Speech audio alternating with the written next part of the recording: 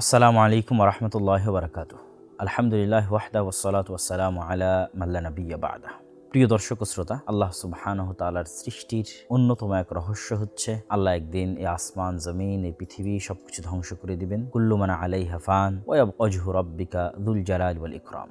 সব ধ্বংস হয়ে যাবে, শুধু আল্লাহ সুবহানাহু তাআলাই থাকবেন। পবিত্র কোরআনের যদি আমরা সম্পূর্ণরূপে সামারি করি, তাহলে দুটি বিষয়ের প্রতি পবিত্র কোরআন সবচেয়ে বেশি ফোকাস দিয়েছে। এক, আল্লাহ সুবহানাহু তাআলার একত্ববাদ, আর দুই, পরকাল, আল ইয়াউমুল আখির, আল্লাহর ওয়াদা। আর আল্লাহর ওয়াদা সত্য। তো আল্লাহ সুবহানাহু তাআলার সেই ওয়াদা, পৃথিবী ধ্বংস হওয়া, এটি একটি চিরন্তন সত্য এবং সকল আসমানি কিতাবের মূল সার নির্যাস যে একদিন এই পৃথিবী ধ্বংস হয়ে যাবে এবং কিয়ামত সংঘটিত হবে, পুনরুত্থান ঘটবে, বিচার হবে। অনেকে হয়তো প্রশ্ন করতে পারেন, এই কিয়ামতের কথা তো আমরা হাজারো লক্ষ বছর থেকে শুনে আসছি, কিয়ামত তো হয় না, কবে হবে? তাদের জন্য রাসূলুল্লাহ সাল্লাল্লাহু আলাইহি ওয়াসাল্লামের পক্ষ থেকে চমৎকার উত্তর আছে যে প্রত্যেক মানুষের মৃত্যুই কামাত কিয়ামতুহু, তার মৃত্যুই তার জন্য কিয়ামত। তো যত মানুষ পৃথিবী থেকে চলে গেছে তাদের কিয়ামত কিন্তু অলরেডি সংঘটিত হয়ে গেছে। আমরাও যেদিন মারা যাব সেই দিন আসলে আমাদের কিয়ামত সংঘটিত হবে। কেন? আমরা তো পরকালের জগতে যাত্রা শুরু করে দিব। কবরের জগৎ, বারজাখী জগৎ, গায়েবের যে জগৎ, পরকালের যে জগৎ, সেটার উদ্দেশ্যে আমাদের যাত্রা শুরু হয়ে যাবে। হ্যাঁ, সামগ্রিক অর্থে আসমান জমিনের যে ধ্বংস, সূর্য নক্ষত্রের যে ভেঙে পড়া, যেগুলোর বর্ণনা আল্লাহ বিভিন্ন সূরায় দিয়েছেন, সামাউ ফাতারাত, ওয়াইদাল কাওয়াকিব তাসারাত, ওয়াইদাল বিহার ফুজ্জিরাত, ওয়াইদাল কুবুর বু'থিরাত, অথবা সূরা কারিয়ার মধ্যে বলছেন আল কারিআতু মাল কারিআহ ওয়া মা আদরাকা মাল কারিআহ ইয়াওমা ইয়াকুনুন নাসু কাল ফারাশিল মাবথুথ ওয়া তাকুনুল জিবালু কাল ইহনিল মানফুশ, অথবা সূরা জিলজালের মধ্যে বলছেন ইযা যুলজিলাতিল আরযু জিলজালাহা ওয়া আখরাজাতিল আরযু আথকালাহা। এই যে ভয়ঙ্কর দৃশ্যগুলো, যে আসমান, সূর্য, নক্ষত্র, চন্দ্র ভেঙে চূর্ণ বিচূর্ণ হয়ে যাবে, হিমালয়ের মতো পাহাড় ধ্বনিত তুলার ন্যায় আকাশে উড়বে, মানুষ পঙ্গপালের মতো হয়ে যাবে, এই ঘটনাগুলো ঘটবে। এগুলো আমরা চোখে দেখি অথবা না দেখি, কিন্তু এই ঘটনাগুলো ঘটার পূর্বে পৃথিবীর ইতিহাসের সবচেয়ে ভয়ঙ্কর ফিতনা দেখা দিবে। যেই ফিতনা আদম আলাইহিসসালাতু ওয়াসসালাম যখন জান্নাতে ইবলিসের ফিতনায় পা দিয়েছিলেন, আল্লাহ যেই গাছকে নিষিদ্ধ করেছিলেন সেই গাছের নিকটে যাওয়ার যে প্ররোচনা, ওইটাও তো একটা ফিতনা। যেই ফিতনায় হাবিল এবং কাবিল পড়েছিল, সেটাও একটা ফিতনা। যেই ফিতনায় কওমে নূহ পড়েছিল শিরকের ফিতনা, যেই ফিতনায় কওমে লূত পড়েছিল জেনার ফিতনা, এগুলো সকল ফিতনার চাইতে ভয়াবহ ফিতনা। যে ফিতনা সম্পর্কে পৃথিবীর সকল নবী এবং রাসূল সতর্ক করে গেছেন, সেটি হচ্ছে দাজ্জালের ফিতনা। এবং রাসূলুল্লাহ সাল্লাল্লাহু আলাইহি ওয়াসাল্লাম স্পষ্টভাবে বলে গেছেন যে কিয়ামতের পূর্ব মুহূর্তের যে ঘটনাবলীর কথা উনি বলেছেন, কিয়ামত সংঘটিত হতে যদি আর একদিনও বাকি থাকে, তবু এই সবগুলো ঘটনা সংঘটিত হবে। সুতরাং এই বিষয়গুলো অত্যন্ত সিরিয়াস এবং এই বিষয়গুলো আমাদের জানা আরও কেন জরুরি? বর্তমান বিশ্বে সায়েন্স অ্যান্ড টেকনোলজির এই উন্নত প্রযুক্তির যুগে গায়েবের এই বিষয়গুলোকে যেমন একদল মানুষ অস্বীকার করে বসে, একদল মানুষ যেমন তাবিল দূরবর্তী ব্যাখ্যা করে, আর একদল মানুষ তেমন কাল্পনিক সময় নির্ধারণ করে, এতদিনের মধ্যে ইমাম মাহদি আসবে, এতদিনের মধ্যে দাজ্জাল আসবে। এই যে ভ্রান্ত চিন্তা চেতনা, এগুলোর মধ্যে আমাদের সঠিকটা জানার জন্য হলো এই বিষয়ে জ্ঞান অর্জন করতে হবে। দেখেন, কিয়ামত কখন হবে তা মুহাম্মদ সাল্লাল্লাহু আলাইহি সাল্লামও জানতেন না। কিয়ামত কখন হবে তা স্বয়ং ইসরাফিলও জানে না।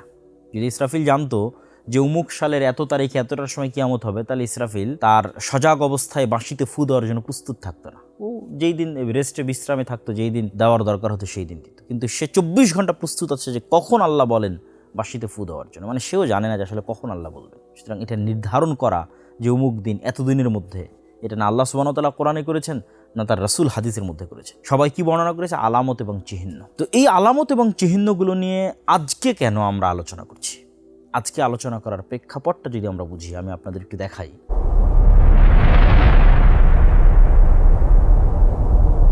আপনারা আমাদের স্ক্রিনে একটি দৃশ্য দেখতে পাচ্ছেন। বিশ্বের সবচেয়ে বড় পরাশক্তি আমেরিকা এবং সেই পরাশক্তির প্রেসিডেন্ট, অপ্রতিরোধ্য প্রেসিডেন্ট ডোনাল্ড ট্রাম্প, যিনি টুইটারে এবং তার সোশ্যাল প্ল্যাটফর্ম যে ট্রুথ, সেটাতে ভয়ঙ্কর ভয়ঙ্কর হুমকি এবং সকাল সন্ধ্যা হুমকি দেন। কাকে উঠিয়ে নিয়ে আসেন, ঠিক আছে, কার তেল বন্ধ করে দেন, কাকে কোথায় হামলা করেন, একদম টুইটারে তিনি আদেশ দেন এবং ট্রুথে আদেশ দেন, ওপেন সোশ্যাল প্ল্যাটফর্মে। তিনি এইভাবে সম্মিলিত মোনাজাত এবং সম্মিলিত জিকির, আমাদের ভাষায় যদি বলি, মানে খ্রিস্টান ধর্মের আলোকে তিনি বড় বড় খ্রিস্টান পাদ্রীদের একত্রিত করে, আমেরিকার ইতিহাসে ফার্স্ট কোনো প্রেসিডেন্ট, প্রথম কোনো প্রেসিডেন্ট, এইভাবে ধর্মীয় নেতাদের একত্রিত করে হোয়াইট হাউসের মধ্যে এই আমাদের ভাষায় সম্মিলিত মোনাজাত বা সম্মিলিত জিকির, যেটা বাইবেলের আলোকে তাদের যে দোয়া বা মোনাজাত, সেটি তিনি করছেন। শুধু এটিই নয়, আপনারা আরও আশ্চর্য হবেন যে বর্তমান যিনি আমেরিকার প্রতিরক্ষামন্ত্রী, যদিও আমেরিকা তার প্রতিরক্ষা মন্ত্রণালয়ের নাম পরিবর্তন করেছে, সেটার নাম এখন যুদ্ধ মন্ত্রণালয় বা যুদ্ধমন্ত্রী। বর্তমান আমেরিকার যিনি যুদ্ধমন্ত্রী, তিনি তার শরীরে, তার গায়ে, তার বাহুতে কিছু ট্যাটু অঙ্কন করে রেখেছেন, যেই ট্যাটু মুসলমানদের চমকে দেওয়ার মতো। আমরা মুসলমানেরা ছোটোবেলা থেকেই শুনেছি যে দাজ্জালের কপালে কাফের লেখা থাকবে আরবিতে, শুধু মুমিনেরা সেটা দেখতে পাবে। তো এই যুদ্ধমন্ত্রী, প্রতিরক্ষামন্ত্রী তার বাহুতে কাফের আরবিতে স্পষ্টভাবে ট্যাটু করে রেখেছে। তার মানে সেই দাজ্জাল, এটি আমরা বলতেছি না, কিন্তু এই বিষয়গুলো অবশ্যই তার বাহুতে লেখা এই কাফের মুসলমানদেরকে চমকে দেওয়ার মতো।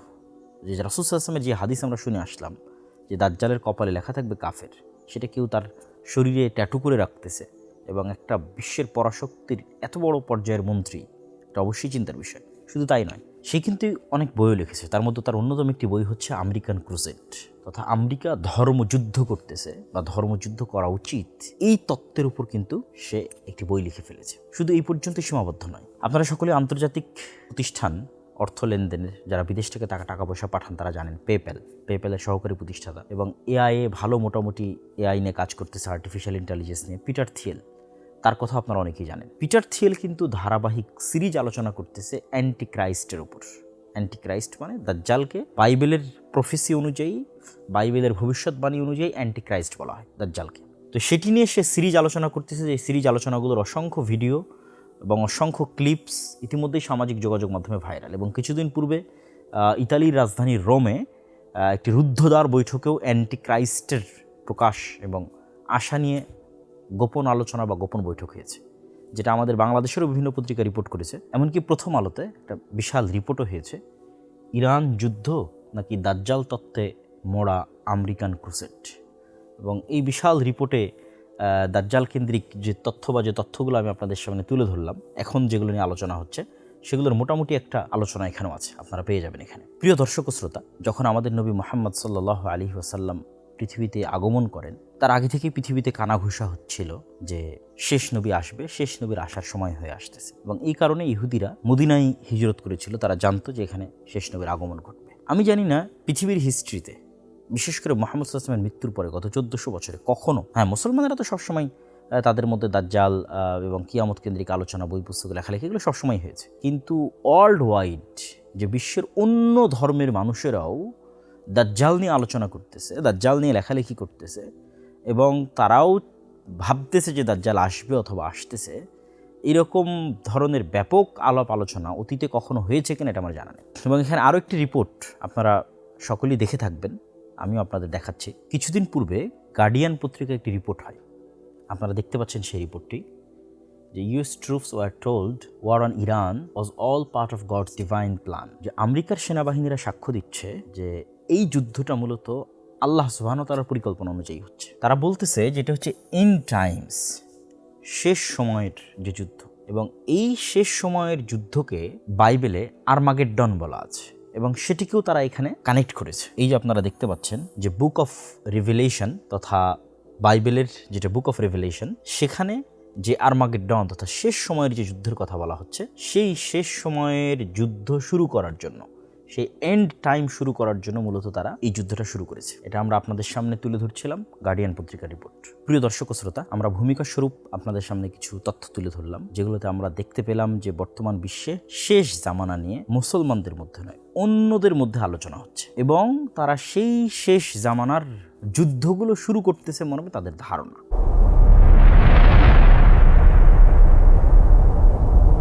তো সেক্ষেত্রে এখানে একটা কমন বিষয়, 3 আসমানি ধর্ম বা 3 আব্রাহামিক রিলিজিয়নের মধ্যে একটি কমন বিষয় আছে, সেটি যে কিয়ামতের পূর্ব মুহূর্তে মাসিহা আসবে এবং all are waiting for a messiah. খ্রিস্টান are waiting, Jewish are waiting, Muslims are waiting, Shia Muslims also, they are also waiting.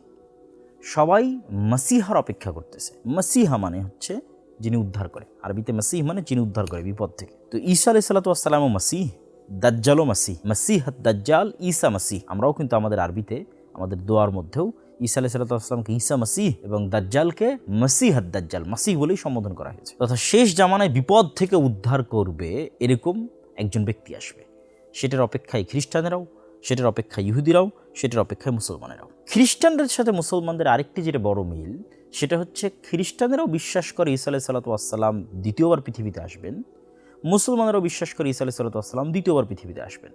যদিও খ্রিস্টানেরা বিশ্বাস করে যে ঈসা আলাইহিস সালাতু ওয়াস সালাম মৃত্যুবরণ করেছেন, আর মুসলমানেরা বিশ্বাস করে ঈসা আলাইহিস সালাতু ওয়াস সালাম জীবিত অবস্থায় তাকে আকাশে উঠিয়ে নেওয়া হয়েছে। এবং এখানে আরও একটি মজার বিষয়, সেটি হচ্ছে যেখানে ইহুদিদের বিশ্বাস অনুযায়ী মারিয়াম আলাইহিস সালাতু ওয়াস সালাম একজন খারাপ মহিলা, নাউজুবিল্লাহ, এবং তার সন্তান অবৈধ সন্তান, নাউজুবিল্লাহ, এবং তারাই তাকে হত্যা করেছে। ইহুদিরাও বিশ্বাস করে তারা সাকসেসফুল ঈসা আলাইহিস সালামকে হত্যা করেছে। এবং খ্রিস্টানেরা যেখানে বিশ্বাস করে যে তিনি তাদের নবী এবং পবিত্র, সেখানে তাদের নবীর হত্যাকারী এবং তাদের নবীর মায়ের প্রতি অপবাদ দানকারী এবং তাদের নবীকে অবৈধ সন্তান ঘোষণাকারী যে সম্প্রদায় ইহুদি, তাদের প্রতি তাদের যে পরিমাণ শত্রুতা হওয়া উচিত সেটি কিন্তু আমরা এখন দেখছি না। যেটি কিন্তু হিস্ট্রি বলে যে তাদের মধ্যে শত্রুতা সবচেয়ে বেশি ছিল। কিন্তু হিস্ট্রিতে প্রথমবারের মতো এত বড় বিশ্বাসগত বৈপরীত্য থাকার পরেও তাদের যে একতা, এটার কারণে আধুনিক অনেক বিশ্লেষক বিশ্লেষণ করেছেন যে এটার পিছনেও এক প্রকার খ্রিস্টান, যাদেরকে বলা হয় ইভ্যাঞ্জেলিক্যাল খ্রিস্টিয়ান বা জায়নিস্ট খ্রিস্টিয়ান। ইভ্যাঞ্জেলিক্যাল মানে ইঞ্জিল কেন্দ্রিক, ইঞ্জিলকে ইংরেজিতে ইভাঞ্জেল বলে, ইঞ্জিল কেন্দ্রিক তথা বাইবেল কেন্দ্রিক, বাইবেলের প্রতি ফোকাস দেয়, এরকম যারা খ্রিস্টান, আপনি এটা নিয়ে সার্চ দিতে পারেন, রিসার্চ করতে পারেন। আমরাও আপনাদেরকে স্ক্রিনে দেখাচ্ছি যে তাদের বিশ্বাস হচ্ছে জেরুজালেমে যতক্ষণ থার্ড টেম্পল তৈরি না হচ্ছে ততক্ষণ বাইবেলিক্যাল প্রফেসি পূরণ হবে না। এবং বাইবেলিক্যাল প্রফেসি অর্থাৎ বাইবেলের বলা ভবিষ্যৎবাণী তখনই পূরণ হবে যখন জেরুজালেমে থার্ড টেম্পল তৈরি হবে এবং সকল ইহুদিরা জেরুজালেমে একত্রিত হবে, এবং তখনই এন্টিক্রাইস্ট বের হবে, এবং এন্টিক্রাইস্ট বের হলেই ঈসা আলাইহিস সালাম পুনরায় পৃথিবীতে নেমে আসবেন।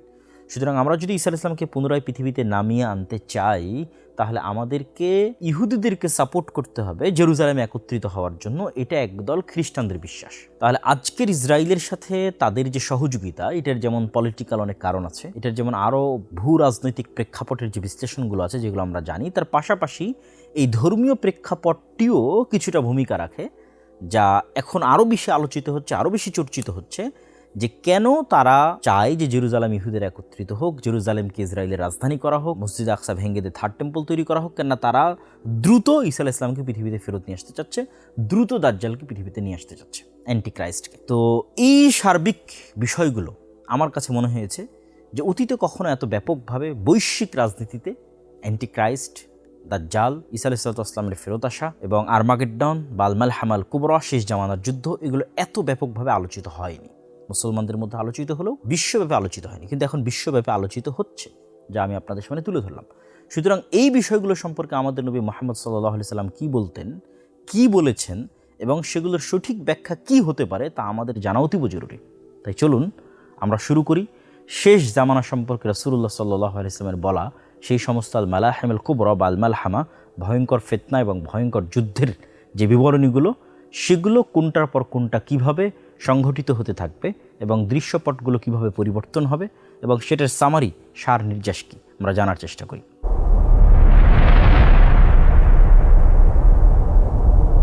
প্রিয় দর্শক ও শ্রোতা, কিয়ামতের পূর্ব মুহূর্তে যে বিষয়গুলো সংঘটিত হবে সে বিষয়ে অসংখ্য হাদিস বিভিন্ন সানাদে বর্ণিত হয়েছে, যেগুলো বিশেষ করে মুহাদ্দিসিনে কেরাম তাদের কিতাবগুলোর মধ্যে কিতাবুল ফিতান নামে অন্তর্ভুক্ত করেছে, এবং কিছু কিছু ইমাম এই নামে আলাদা বইও রচনা করেছে। কিন্তু এগুলোর মধ্যে অসংখ্য জাল, জয়ীফ এবং সানাদের মতভেদ অনেক কিছুই আছে। আমরা যদি প্রত্যেকটা হাদিস ধরে আলোচনা করি, সেটা আপনাদের জন্য বোঝা, চিন্তা করা এবং মিলানো অনেক কঠিন হবে। তো যত হাদিস আমরা শুনে থাকি অথবা যত হাদিস আমরা পেয়ে থাকি, সেগুলোর মধ্যে যেগুলো বেশিরভাগ সহিহ হাদিস এবং বেশি বিশুদ্ধ হাদিস, সেগুলোই আমরা সামনে রাখবো এবং সেগুলোর সামারি, এবং সেই সামারিতে একটার পর একটা কোনটা সংঘটিত হবে সেটার আমার যেটা বুঝ মনে হয়েছে যে এটি বেশি বিশুদ্ধ বা এটি বেশি হাদিস সঙ্গত, সেই ধারাবাহিকতা আমি আপনাদের সামনে তুলে ধরবো। ওই ধারাবাহিকতাতেই হবে সেটি কিন্তু আমারও জানা নাই, বরং আল্লাহ সুবহানাহু ওয়া তাআলা ভালো জানেন যে কোন ধারাবাহিকতায় সেটি সংঘটিত হবে। তো আমরা রাসূলুল্লাহ সাল্লাল্লাহু আলাইহি ওয়াসাল্লামের একটা হাদিস দিয়ে শুরু করি যে তোমরা 6টা জিনিস গণনা করে রাখো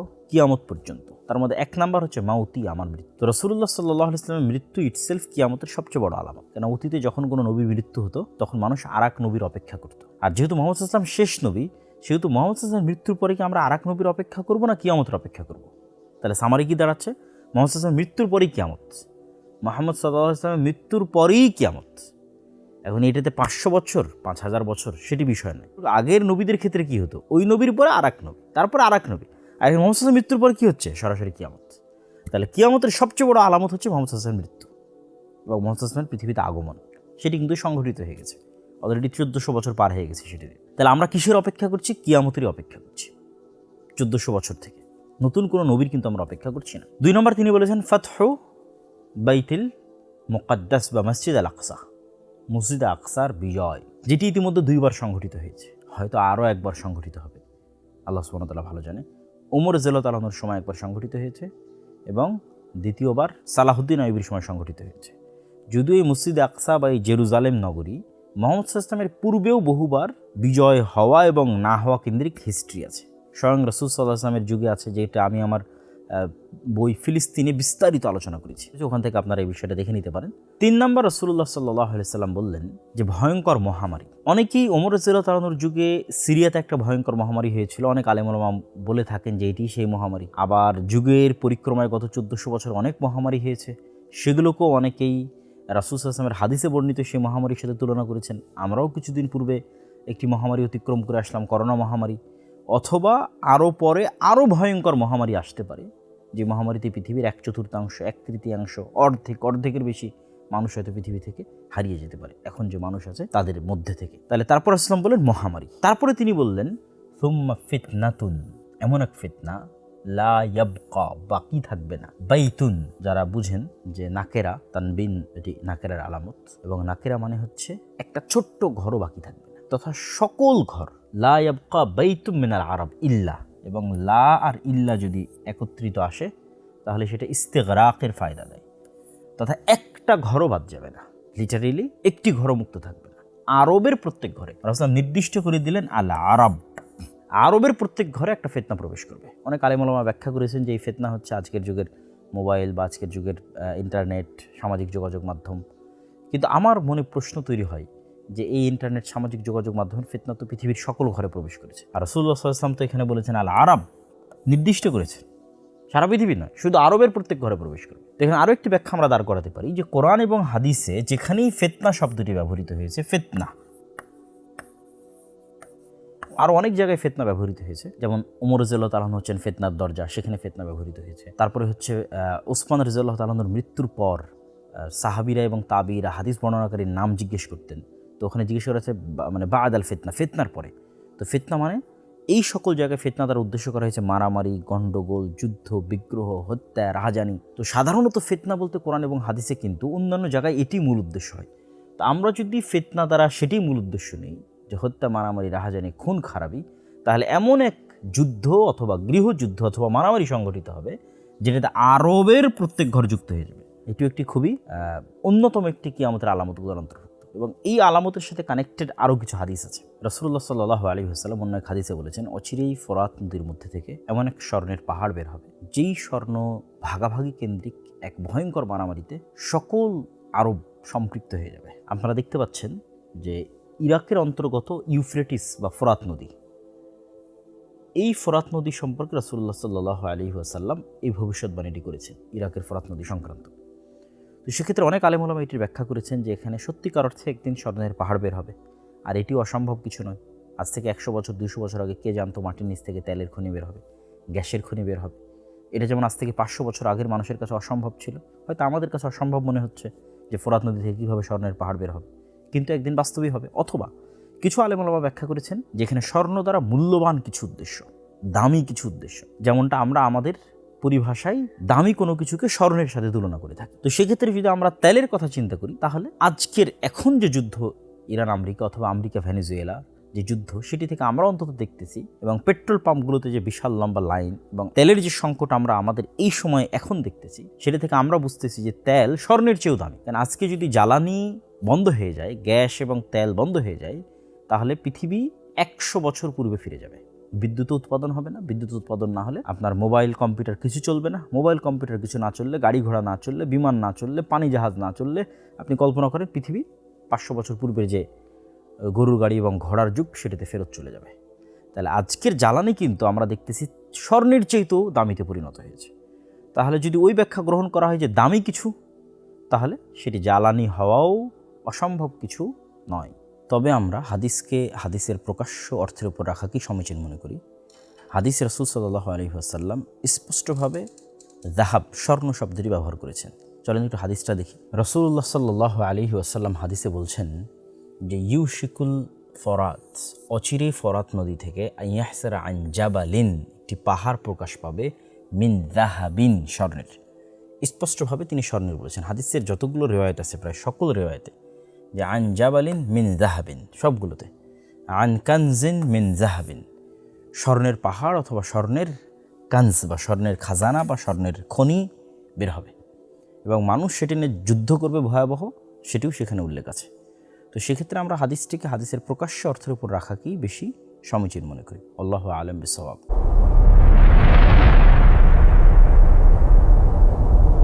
তো সেক্ষেত্রে এমন এক যুদ্ধ, যেই যুদ্ধে সকল আরব জড়িত হয়ে যাবে, এটির কথা রাসূলুল্লাহ সাল্লাল্লাহু আলাইহি ওয়াসাল্লাম বলছেন। তারপর রাসূলুল্লাহ সাল্লাল্লাহু আলাইহি ওয়াসাল্লাম বললেন, হুদনাতুন।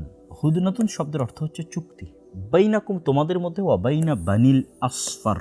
এই বানিল আসফারের জায়গায় কিছু কিছু রিওয়ায়াতে রোম বা অন্য কিছু বর্ণনায় রোমানদের সাথে কিছু চুক্তি মুসলমানদের হবে। আর আসফার শব্দের অর্থ হচ্ছে হলদেটে সাদা বর্ণ, যাদের গায়ের রং তথা সাদা চামড়ার আমরা যাদেরকে বলি, ঠিক আছে, তাদের সাথে তোমাদের একটা চুক্তি হবে। এখানে রোম দ্বারা আসলে কোন রোম উদ্দেশ্য, এটি নিয়েও কিছু মতভেদ আছে।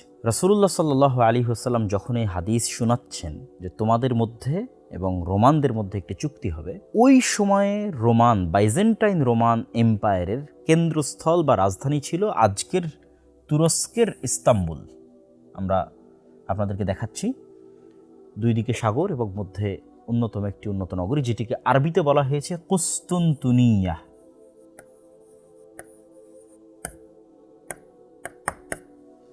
এবং ইংরেজিতে বলা হয় কনস্টান্টিনোপল, এবং আমরা চিনি ইস্তাম্বুল নামে। আর যদি আমরা সরাসরি রোম দ্বারা ইতালির রাজধানী রোম ধরি, এই যে ইতালি এবং ইতালির রাজধানী রোম, এটি যদি আমরা গণ্য করি, অনেকে এটিকে ব্যাখ্যা করেছেন, তাহলে ওখানে ইস্তাম্বুল এবং এখানে রোম। যে সময় রাসূল সাল্লাল্লাহু আলাইহি ওয়াসাল্লাম এই হাদিসটি বলছেন, ওই সময়ে বাইজেন্টাইন রোমান এম্পায়ারের অধিকাংশই ছিল অর্থোডক্স খ্রিস্টান। যেমন সহিহ বুখারীর যে হাদিসগুলোতে প্যাট্রিক বা প্যাট্রিয়ক, এই প্যাট্রিয়ক কিন্তু ইতালির রোমে না, ইতালির রোমে আছে পোপ, আর প্যাট্রিয়ক আছে কোথায়, সেটি হচ্ছে রাশিয়া। এই যে আমরা মস্কো দেখতে পাচ্ছি, রাশিয়া, এবং রাশিয়ার প্রেসিডেন্ট ভ্লাদিমির পুতিন, তিনিও অর্থোডক্স খ্রিস্টান পাদ্রীদের দ্বারা অনেক বেশি প্রভাবিত। তাহলে যেই সময় রাসূল সাল্লাল্লাহু আলাইহি ওয়াসাল্লাম বলছেন, ওই সময় বাইজেন্টাইন এম্পায়ার, যেটা তুরস্কের রাজধানী ইস্তাম্বুল, যেটা আমরা আপনাদেরকে ইন্ডিকেট করে দিলাম, আর ইতালির রাজধানী রোম আর এই মস্কো। তো রোম দ্বারা যদি ইতালির রাজধানী রোম উদ্দেশ্য হয়, তাহলে পুরো ইউরোপ। আর যদি আমরা অর্থোডক্স খ্রিস্টান উদ্দেশ্য নেই, তাহলে রাশিয়া। তো যখন রোমানদের সাথে মুসলমানদের একটি চুক্তি হবে, তখন তারা একত্রিত অবস্থায় তৃতীয় আর এক শত্রুর বিরুদ্ধে যুদ্ধ করবে। এটি ইন্ডিকেট করা খুব কঠিন যে সেই তৃতীয় শত্রু কারা। মানে আমরা যদি আজকের বিশ্ব ব্যবস্থা অনুযায়ী চিন্তা করি, এটাই যে সংঘটিত হবে তা কিন্তু নয়। আজ থেকে 1000 বছর আগে পৃথিবীর বিশ্ব ব্যবস্থা এরকম ছিল না, আজ থেকে 500 বছর আগে পৃথিবীর বিশ্ব ব্যবস্থা এরকম ছিল না। তাহলে প্রত্যেক আলেম তার যুগ অনুযায়ী যদি চিন্তা করে যে তাহলে আজকের রোমান কারা এবং আজকের তৃতীয় শত্রু কারা হতে পারে, আজ থেকে 500 বছর পরে পৃথিবীর প্রেক্ষাপট চেঞ্জ হয়ে যেতে পারে, তখন অন্য কাউকে তৃতীয় শত্রু মনে হতে পারে। কিন্তু এই ঘটনা অবশ্যই ঘটবে। রাসূল সাল্লাল্লাহু আলাইহি ওয়াসাল্লাম বলছেন যে কিয়ামত সংঘটিত যদি একদিনও বাকি থাকে, তো বইটি সংঘটিত হবে। তা আমরা যেহেতু আমাদের পরের ভবিষ্যতের কথা বলতে পারবো না, এখনকার প্রেক্ষাপটের আলোকে যদি আমরা রোম দ্বারা ইতালির রোম উদ্দেশ্য নেই, তাহলে ইউরোপের সাথে মুসলমানদের একটা চুক্তি হবে। আর তৃতীয় শত্রু যদি আমরা চিন্তা করি, তাহলে সেই তৃতীয় শত্রু মস্কো হতে পারে, তৃতীয় শত্রু চায়নাও হতে পারে, তৃতীয় শত্রু ইসরায়েলও হতে পারে, তৃতীয় শত্রু পারস্য হতে পারে, তৃতীয় শত্রু হিন্দুরাও হতে পারে, ঠিক আছে। তৃতীয় শত্রু আমেরিকা ইসরায়েলের সম্মিলিত শক্তিও হতে পারে। আর যদি আমরা চিন্তা করি রোম দ্বারা আজকের বিশ্ব অনুযায়ী এটি হবে, তা কিন্তু বলতেছি না, কেননা 500 বছর আগে একরকম ছিল, আজ আর একরকম, আজ 500 বছর আর একরকম হবে। যদি চিন্তা করি যে না মস্কো রাশিয়া, তাহলে মুসলমানদের সাথে মস্কো রাশিয়া বা সেই কেন্দ্রিক যে জোট, তারা একত্রিত হবে। আর তৃতীয় শত্রু তাহলে ইউরোপ, তৃতীয় শত্রু তাহলে আমেরিকা। আল্লাহু আ'লাম, সকল কিছুরই সম্ভাবনা আছে। এই যে যুদ্ধের বর্ণনা রাসূলুল্লাহ সাল্লাল্লাহু আলাইহি ওয়াসাল্লাম দিচ্ছেন, যে রোমান খ্রিস্টানেরা এবং মুসলমানেরা একত্রিত হয়ে এক তৃতীয় শত্রুর বিরুদ্ধে যুদ্ধ করবে, এবং সেই তৃতীয় শত্রুর বিরুদ্ধে তোমরা বিজয় অর্জন করবে। এই বিজয় অর্জনের পর একজন খ্রিস্টান ক্রোশ উত্তোলন করে বলবে, ক্রোশ চিহ্ন, যে এই ক্রোশের কারণেই আমাদের বিজয় হয়েছে, এই ক্রস চিহ্নের কারণেই আমাদের বিজয় হয়েছে। তখন আর এক মুসলমান উঠে তার ইমানি জাজবার কারণে সে বলবে না, আল্লাহর সহযোগিতা আমার বিজয় হয়েছে, এবং সেটা ভেঙে দেবে। তখনই এই যে রোমান খ্রিস্টানদের সাথে মুসলমানদের যে একটা চুক্তি হলে, চুক্তিটা ভেঙে যাবে। রাসূলুল্লাহ সাল্লাল্লাহু আলাইহি ওয়াসাল্লাম বলছেন, ওই দিন রোমান খ্রিস্টানদের 80টি পতাকা থাকবে, এবং প্রত্যেক পতাকার অধীনে 12,000 সেনাবাহিনী থাকবে। 12,000, 80টি পতাকার অধীনে রোমান খ্রিস্টানরা একত্রিত হবে। 80টি পতাকার দ্বারা যদি আমরা 80টা দেশ উদ্দেশ্য নিয়ে হতেও পারে, আল্লাহু আ'লাম, আল্লাহ সুবহানাহু ওয়া তাআলা ভালো জানেন। প্রত্যেক পতাকার অধীনে 12,000 করে সৈন্যবাহিনী থাকবে। তাহলে ইন টোটাল 12,000 গুণ 80 দিলে 9,60,000, তথা প্রায় 10 লক্ষ, প্রায় 10 লক্ষ নগদ ইনফ্যান্ট্রি তথা একদম যোদ্ধা, তারা মুসলমানদের মুখোমুখি হবে। কোন জায়গায় মুখোমুখি হবে এটি রাসূল সাল্লাল্লাহু আলাইহি ওয়াসাল্লাম অন্য আর এক হাদিসে বলে দিয়েছেন। তিনি বলেছেন, ততদিন পর্যন্ত কিয়ামত হবে না যতদিন তোমরা এবং রোমানরা মুখোমুখি না হচ্ছ আমাক এবং দাবেক নামক জায়গায়। চলুন দেখে আসি সেই জায়গাটা কোথায়।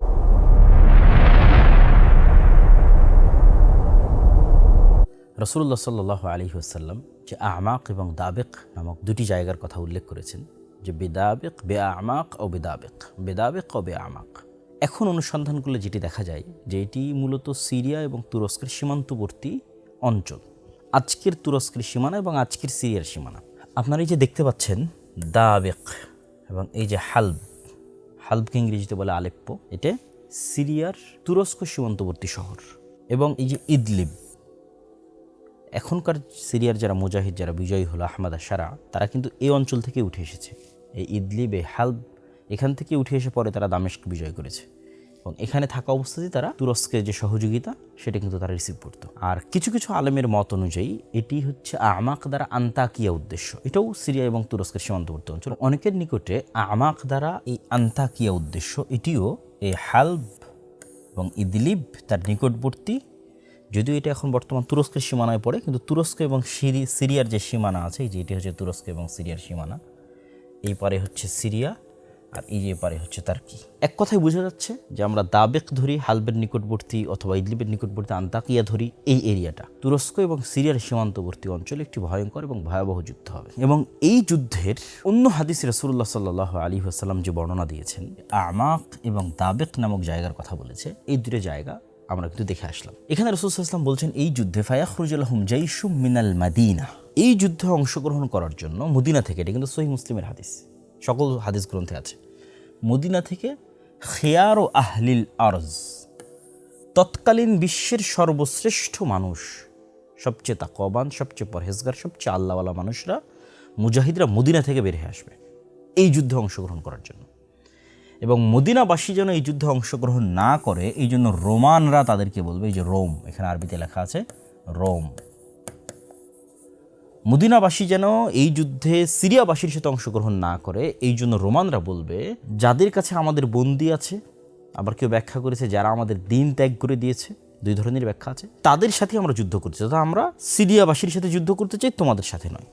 কিন্তু মদিনাবাসী বলবে যে না, আমরা আমাদের ভাইদেরকে তোমাদের জন্য ছেড়ে দিব না, এবং তারা একত্রিত হয়ে এই যুদ্ধে অংশগ্রহণ করবে। তথা মদিনা এবং সিরিয়া এই যুদ্ধের অন্যতম একটি পার্ট। সিরিয়ার মানুষ এবং মদিনার মানুষ, তাদের মহব্বত, তাদের ভালোবাসা, তাদের আকীদা, তাদের আমল এই যুদ্ধের অন্যতম বড় একটি অংশ। এই যুদ্ধে মুসলমানেরা 3 ভাগে বিভক্ত হবে, রাসূল সাল্লাল্লাহু আলাইহি ওয়াসাল্লাম বলেছেন। এই যে এখানে সুলুসুন, 3 ভাগে বিভক্ত হবে, 3 ভাগের 1 ভাগ শহীদ হবে, হুম আফজালুশ শুহাদা, পৃথিবীর সর্বশ্রেষ্ঠ শহীদ, ইনদাল্লাহ, আল্লাহর নিকটে। এবং 3 ভাগের 1 ভাগ এই যুদ্ধ থেকে পালিয়ে আসবে, লা ইয়াতুবুল্লাহু আলাইহিম আবাদান, কোনো দিন আল্লাহ তাদের তওবা কবুল করবে না, আবাদা, কোনোদিন আল্লাহ তাদের তওবা কবুল করবে না। 3 ভাগের 1 ভাগ, 3 ভাগের 1 ভাগ পালিয়ে গেল, 3 ভাগের 1 ভাগ শহীদ হলো, আর বাকি 3 ভাগ সুলুসুল আখির তাদেরকে আল্লাহ বিজয় দান করবে। এবং এই পরবর্তী যে 3 ভাগ লা ইফতানুনা আবাদা, তারা পরবর্তীতে কখনো আর ফিতনায় পতিত হবে না। মানে পরবর্তীতে যে দাজ্জালের ফিতনা আসবে, ইয়াজুজ মাজুজের ফিতনা আসবে, পৃথিবীর ভয়ঙ্কর ভয়াবহ ফিতনা আসবে, এই বিজয়ী দল আর কোনো ফিতনা তাদেরকে স্পর্শ করতে হবে, তারা বিজয়ী থাকবে, ফিতনা মুক্ত থাকবে। এই বিজয়ী দল ইফতাতিহুনা কুসতুনতুনিয়া, এই বিজয়ী দল কুসতুনতুনিয়া, কনস্টান্টিনোপল বিজয় করবে। আপনারা অনেকেই জানেন যে কনস্টান্টিনোপল কিন্তু ইতিমধ্যেই বিজয় হয়েছে। সুলতান মুহাম্মদ আল ফাতেহ, তিনি উসমানী খেলাফতের অন্যতম একজন বাদশাহ খলিফা, তিনি কিন্তু কনস্টান্টিনোপল বিজয় করেছেন। এবং কনস্টান্টিনোপল বিজয়ের সুসংবাদ রাসূল সাল্লাল্লাহু আলাইহি ওয়াসাল্লাম অনেক হাদিসে মুসলমানদের দিয়ে গেছে। এই জন্য কনস্টান্টিনোপল বিজয় করার জন্য বহু সাহাবী, বহু মুজাহিদ দীর্ঘদিন যাবৎ তারা সীমান্তে, সিরিয়ার সীমান্তে কিন্তু চেষ্টা করতেন, সফল হতে পারতেন না। কিন্তু সুলতান মুহাম্মদ আল ফাতেহ কিন্তু সফল হয়েছেন। কিন্তু এই বিজয় কিন্তু সেই বিজয় নয়, কেন অলরেডি সেই বিজয়ের পার হওয়া 500 বছর হয়ে গেছে। আর এখানে যেই বিজয়ের কথা বলতেছে, এই বিজয়ের পরেই মূলত দাজ্জাল, মাসিহ আদ-দাজ্জাল বের হবে। তাহলে এটা এমন এক বিজয়, যেই বিজয়ের পরে দাজ্জাল বের হবে। তাহলে ওই বিজয় সেই বিজয় নয়। তাহলে বোঝা যাচ্ছে এই হাদিস থেকে একটা জিনিস আমরা বুঝতে পারতেছি, আজকের যেই ইস্তাম্বুল, তুরস্কের রাজধানী, কনস্টান্টিনোপল বা কুস্তুনতুনিয়া বা আজকের তুরস্ক, এটা মুসলমানদের হাতে থাকবে না। অবশ্যই কোনো না কোনোভাবে এটা মুসলমানদের হাত ছাড়া হবে বা অন্যের দখলে চলে যাবে, জোরপূর্বক যেভাবেই হোক। তাহলেই তো মুসলমানরা সেটিকে বিজয় করবে, তথা কিয়ামতের পূর্ব মুহূর্তে আর একবার মুসলমানরা তুরস্ক বিজয় করবে। তথা এখন যে তুরস্ক মুসলমানদের হাতে আছে এই তুরস্ক মুসলমানদের হাতে থাকবে না।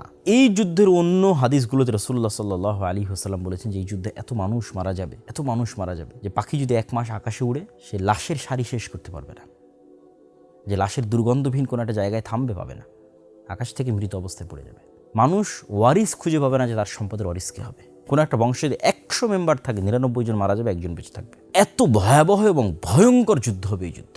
এবং এখানে আরও একটা বিষয় আপনাদের তুলে ধরি যে এই যুদ্ধের সাথে অন্য আর কিছু হাদিসকে যদি ইনক্লুড করি তাহলে বোঝা যায় যে এই যুদ্ধের পরপরই মুসলমানদের এই বিজয় কাফেলা রোম পর্যন্ত পৌঁছে যেতে পারে। কিছু কিছু হাদিসে বলা আছে ইতালির রাজধানী রোম। হাদিসগুলোর সহিহ জয়ীফ নিয়ে মতভেদ থাকতে পারে। আবার এই বিজয় কাফেলা কিন্তু মসজিদে আকসাও বিজয় করতে পারে বা মসজিদে আকসাতেও মুসলমানদের শাসন ব্যবস্থা থাকতে পারে।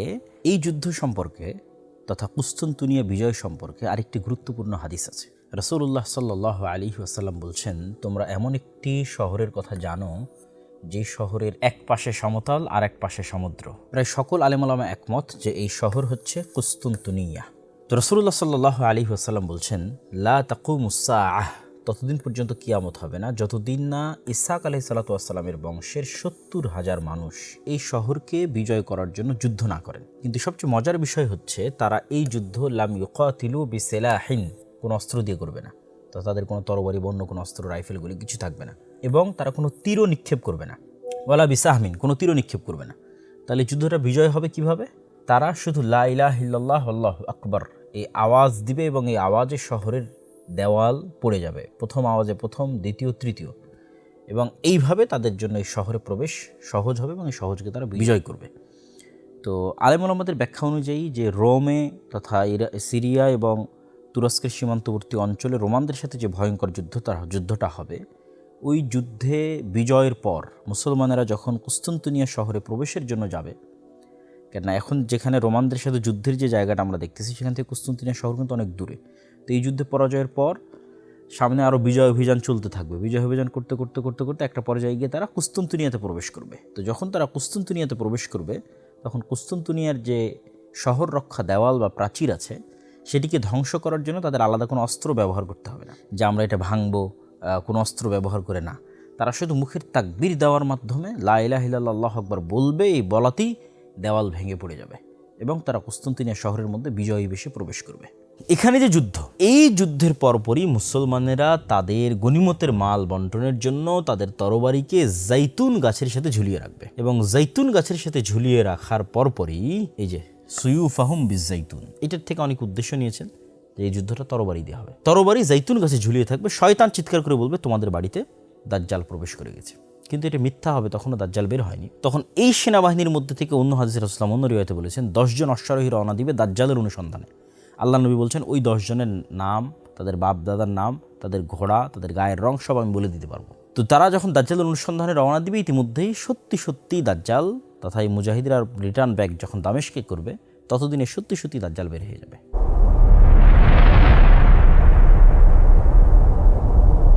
প্রিয় দর্শক ও শ্রোতা, দাজ্জালের এই জায়গায় আমরা একটু দাজ্জাল সম্পর্কে জানা দরকার। আমি দাজ্জাল সম্পর্কে 2টা হাদিস ব্যাখ্যা সহ আপনাদের সামনে তুলে ধরতে চাই।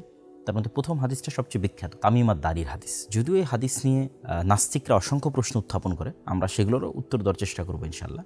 কিন্তু হাদিসটির বিশুদ্ধতা নিয়ে কোনো সন্দেহ নেই। ইমাম বুখারী থেকে শুরু করে ইমাম মুসলিম থেকে শুরু করে বিশ্বের সকল মুহাদ্দিস এই হাদিসকে সহিহ বলেছেন। তামিম আদ-দারি নামক একজন জনৈক সাহাবী, তিনি রাসূলুল্লাহ সাল্লাল্লাহু আলাইহি ওয়াসাল্লামের নিকটে এসে তার সাথে দাজ্জালের যে সাক্ষাতের এক ব্যতিক্রম বর্ণনা, সে ব্যতিক্রম বর্ণনাতে তুলে ধরেছেন। সে ব্যতিক্রম বর্ণনা শুরু হয়, তারা একটি সামুদ্রিক নৌকায় আরোহণ করে, প্রায় 30 জন মানুষ সহ একটি সামুদ্রিক নৌকায় আরোহণ করে। সামুদ্রিক নৌকায় আরোহণ করার পর শাহরান, প্রায় 1 মাস লাইবা বিহিমুল মাউজ, ঝড় বৃষ্টি তুফানের কারণে যে আকাশে তারা এবং চাঁদ দেখে তারা যে দিক ঠিক করতো এবং দিক ঠিক করে যে সফর করতো, এটা তাদের পক্ষে করা সম্ভব হয় না। তথা কোন দিকে নৌকা যাচ্ছে ঝড় বৃষ্টি এবং ঢেউয়ের তাণ্ডবে সেটা তারা বুঝতে পারতেছে না। 1 মাস পর যখন মোটামুটি একটু ঠান্ডা হলো, ঝড় বৃষ্টি একটু কমে গেল, তখন তারা একটি দ্বীপে পৌঁছে গেল। এই দ্বীপে ঢোকার মুখেই তারা দেখছে দাব্বাতুন, আরবিতে দাব্বাতুন মানে দাব্বায়ে দিব্বু, জমিনে মাটিতে চলে এরকম প্রাণীকে দাব্বাতুন বলা হয়। এবং আল্লাহ সুবহানাহু ওয়া তাআলা কোরআন মাজিদে অন্য আরেক জায়গায় বলেছেন, ওমা মিন দাব্বাতিন ফিল আরদি ইল্লা আলাল্লাহি রিজকুহা, তথা পৃথিবীতে বিচরণশীল প্রত্যেক প্রাণীর রিজিকের দায়িত্ব আল্লাহর। ওখানেও কিন্তু দাব্বা ব্যবহার করা হয়েছে। এবং আরেকটি বিষয় মাথায় রাখতে হবে, কিয়ামতের পূর্ব মুহূর্তে দাব্বাতুল আরজ নামে একটা প্রাণী বের হবে। এটাও কিয়ামতের আলামতগুলোর একটি। অসংখ্য সহিহ হাদিস আছে যেটা দাজ্জালেরও পরবর্তীতে ঘটবে, যে দাব্বাতুল আরজ বের হবে। তো ওই জাজিরা তথা ওই দ্বীপে প্রবেশের মুখে তারা একটি প্রাণী দেখলো, যে প্রাণী কাসীরু শার, প্রচুর পরিমাণে চুল দিয়ে ঢাকা। এত বেশি পরিমাণে চুল দিয়ে ঢাকা যে তারা বলতেছে যে তার মিন কবুলিহি আও মিন দুবুরিহি লা ইয়াদরুনা, বুঝা যাচ্ছে না মা কবুলুহু মিন দুবুরিহি, তার মুখ কোন দিকে, তার পিছন কোন দিকে, এটা তার অত্যাধিক চুলের কারণে বোঝা যাচ্ছে না। তো এই সাহাবীরা তামিম আদ-দারি এবং তার যে সঙ্গী সাথী, তারা কিন্তু তখনও মুসলমান হয়নি। তারা কিন্তু এই ঘটনা দেখে এসে মুহাম্মদ সাল্লাল্লাহু আলাইহি ওয়াসাল্লামের কাছে ইসলাম গ্রহণ করেছে। তারা তাকে জিজ্ঞেস করছে মা আন্তি। এই যে আন্তি, যারা আরবি জানেন তারা বুঝেন যেটা মুআন্নাস সূচক শব্দ ব্যবহার হয়, তথা তাকে তারা মহিলা তথা স্ত্রীলিঙ্গ বাচক শব্দ ব্যবহার করেছে। তথা তার আকার আকৃতির মধ্যে অবশ্যই মহিলাবাচক কিছু ছিল বা মহিলার কোনো আলামা ছিল। এবং সেও যখন উত্তরে বলেছে আনাল জাসসাসা, আমি হচ্ছি গোয়েন্দা। তা একটা প্রাণী কথা বলতেছে, জন্তু জীব জানোয়ার কথা বলতেছে, কি বলতেছে? সে গোয়েন্দা। সেম ঘটনা কিয়ামতের পূর্ব মুহূর্তে ঘটবে, যে একটা দাব্বাতুল আরজ বের হবে, যেই দাব্বাতুল আরজ, যেই জানোয়ার জন্তু মানুষের সাথে কথা বলবে। তো এই হাদিসের একটা ব্যতিক্রম পাঠ হচ্ছে জীব জন্তু জানোয়ার মানুষের সাথে কথা বলতেছে এবং সে নিজেকে গোয়েন্দা হিসেবে পরিচয় দিচ্ছে। তথা দাজ্জালের পৃথিবীর তথ্য সংগ্রহের যে সেন্টার, দাজ্জাল পৃথিবীর যে তথ্যগুলো সংগ্রহ করে তার মাধ্যম হচ্ছে সে। তো এটা নিয়েও নাস্তিকদের অনেক বক্তব্য আছে যে একটা প্রাণী কীভাবে কথা বলে। তো আমি সবসময় কোরআন এবং হাদিসের সায়েন্স দিয়ে ব্যাখ্যা এই দিকে আমি যাওয়ার চেষ্টা করি না। আমি চেষ্টা করি কি, যে সায়েন্স যদি এইটা করতে পারে তাহলে আল্লাহ কি করতে পারে। বিশেষ করে আল্লাহর পথে যাত্রা বই এই জিনিসটার প্রতি ফোকাস দেওয়া হয়েছে, যে আল্লাহ সুবহানাহু তাআলার কথা এবং রাসূলের কথা নুসুস নাস ওইভাবেই বজায় রাখা সম্ভব যদি শুধু আমি চিন্তা করি যে মানুষের পক্ষে যদি এটা সম্ভব হয়, আল্লাহর পক্ষে কেন সম্ভব নয়। মানুষের তৈরি রোবট যার মধ্যে রূহ নাই, সে কথা বলতেছে। আপনি জেমিনির সাথে কথা বলেন, চ্যাটজিপিটির সাথে কথা বলেন, সেই ইনস্ট্যান্ট আপনার কথার উত্তর দিচ্ছে। একটা যন্ত্র আমার সাথে কথা বলছে কৃত্রিম বুদ্ধিমত্তা কাটিয়ে। তাহলে আল্লাহ সুবহানাহু তাআলার সৃষ্টি জীব যার মধ্যে রূহ আছে, সে কেন কথা বলতে পারবে না? সুতরাং এটা অসম্ভব কিছু নয়, অযৌক্তিক কিছু নয়। মানুষই তো এরকম অসংখ্য কিছু তৈরি করে ফেলতেছে। তখন এই গোয়েন্দা তাদেরকে বলল যে তোমরা এই সামনের দিকে এগিয়ে যাও, ওখানে একজন ব্যক্তি, একজন মানুষ তোমাদের অপেক্ষা করতেছে, সে তোমাদের সাথে কথা বলবে, সে তোমাদের বিষয়ে জানার জন্য খুবই আগ্রহী। তথা দাজ্জালের কাছে আগেই নিউজ পৌঁছে গেছে যে তারা এখানে আসতেছে, এই জন্যই সে জানার জন্য কিন্তু আগ্রহী। আর এই নিউজ হয়তো তার এই জাসসাসার মাধ্যমেই পৌঁছেছে। তো এই আরবের মানুষগুলো তারা চিন্তা করতেছে যে এই জীবজন্তু জানোয়ার আমাদের সাথে কথা বলতেছে, এই মনে হয় ভূত জিন। এই যে এখানে লেখেন আংতাকুনা শাইতানা, আমরা মনে করি যে মানে জিন শয়তান। নাহলে একটা গরু কীভাবে আমার সাথে কথা বলতে পারে, একটা খাসি কীভাবে আমার সাথে কথা বলতে পারে, জীবজন্তু জানোয়ার কীভাবে আমার সাথে কথা বলতে পারে। তো তাকে আমরা জিন শয়তান মনে করে ভয়ে পালিয়ে যেতে থাকলাম, যে যাক একটা মানুষ তো অন্তত আছে, আগে মানুষের সাথে দেখা করি। তো আমরা সেরান খুব দ্রুত যেতে থাকলাম ওই মানুষের সাথে সাক্ষাতের জন্য। তা আমরা যখন ঢুকলাম তখন দেখলাম আ'দমু ইনসানিন, এত বিশাল দেহের মানুষ আমরা আগেও কখনো দেখিনি, পরেও কখনো দেখিনি। এবং তাকে খুব শক্তভাবে বাঁধা আছে, তার হাতকে তার কাঁধের সাথে এবং তার হাঁটুকেও শক্তভাবে, হাঁটু কাঁধ হাত এগুলো খুব শক্তভাবে বাঁধা আছে। তো অনেকেই মনে করে যে বিশাল দেহের মানুষ দাজ্জাল কিভাবে, অথচ দেখেন এটাও অযৌক্তিক নয়। কেন অযৌক্তিক নয়? স্বয়ং রাসূল সাল্লাল্লাহু আলাইহি ওয়াসাল্লাম বলছে এবং আল্লাহ সুবহানাহু ওয়া তাআলার পক্ষ থেকে রাসূল সাল্লাল্লাহু আলাইহি ওয়াসাল্লামের মাধ্যমে আমরা জানি যে আদম আলাইহিসসালাতু ওয়াসসালামকে সৃষ্টি করা হয়েছিল, তিনি ছিলেন 60 গজ উঁচু। তো আদম আলাইহিসসালাতু ওয়াসসালামের মিন উলদে আদম, আদমেরই সন্তান তো দাজ্জাল। তাহলে আদম আলাইহিসসালাতু ওয়াসসালাম যে বিশাল দেহের অধিকারী, এখন যদি আদম আলাইহিসসালাতু ওয়াসসালাম আমাদের সামনে আসে আমরা কিন্তু আশ্চর্য হয়ে যাব, কেন মানুষের সাইজ খাটো হতে হতে হতে হতে হতে আমরা এই পর্যায়ে চলে এসেছি। তাহলে আদমের সন্তান দাজ্জাল বিশাল দেহের অধিকারী হলে অস্বাভাবিক কিছু না, অসম্ভব কিছু না, মানে ইললজিক্যাল কিছু নয়, লজিক্যাল, বিশ্বাস করার মতো এবং বিশ্বাসযোগ্য।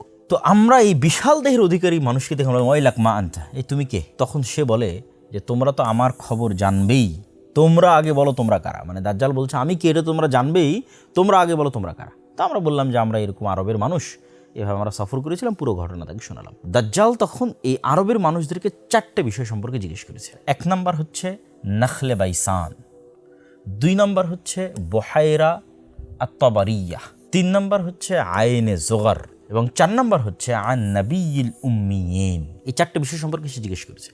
নাখল বাইসান, এটা একটা খেজুর বাগান, বাইসানের খেজুর বাগান সম্পর্কে আমাকে বলো। বহায়রা আত-তাবারিয়া, এটা একটা লেক, এই লেক সম্পর্কে আমাকে বলো। আইনে জোগার, এটা একটা ঝর্ণা, এই ঝর্ণা সম্পর্কে আমাকে বলো। আর যারা পড়ালেখা জানে না, লেখা জানেন না, এই রকম নবী আমাদের মুহাম্মদ সাল্লাল্লাহু আলাইহি ওয়াসাল্লাম কিন্তু পড়তেও পারতেন না, লিখতেও পারতেন না, সেই নবী সম্পর্কে আমাকে সংবাদ দাও। তো এই চারটার মধ্যে তিনটা খুবই ইম্পর্টেন্ট, নাখলে বাইসান, বহাইরা তাবারিয়া, আইনে জোগার, এই তিনটে চলেন আমরা একটু দেখে আসি।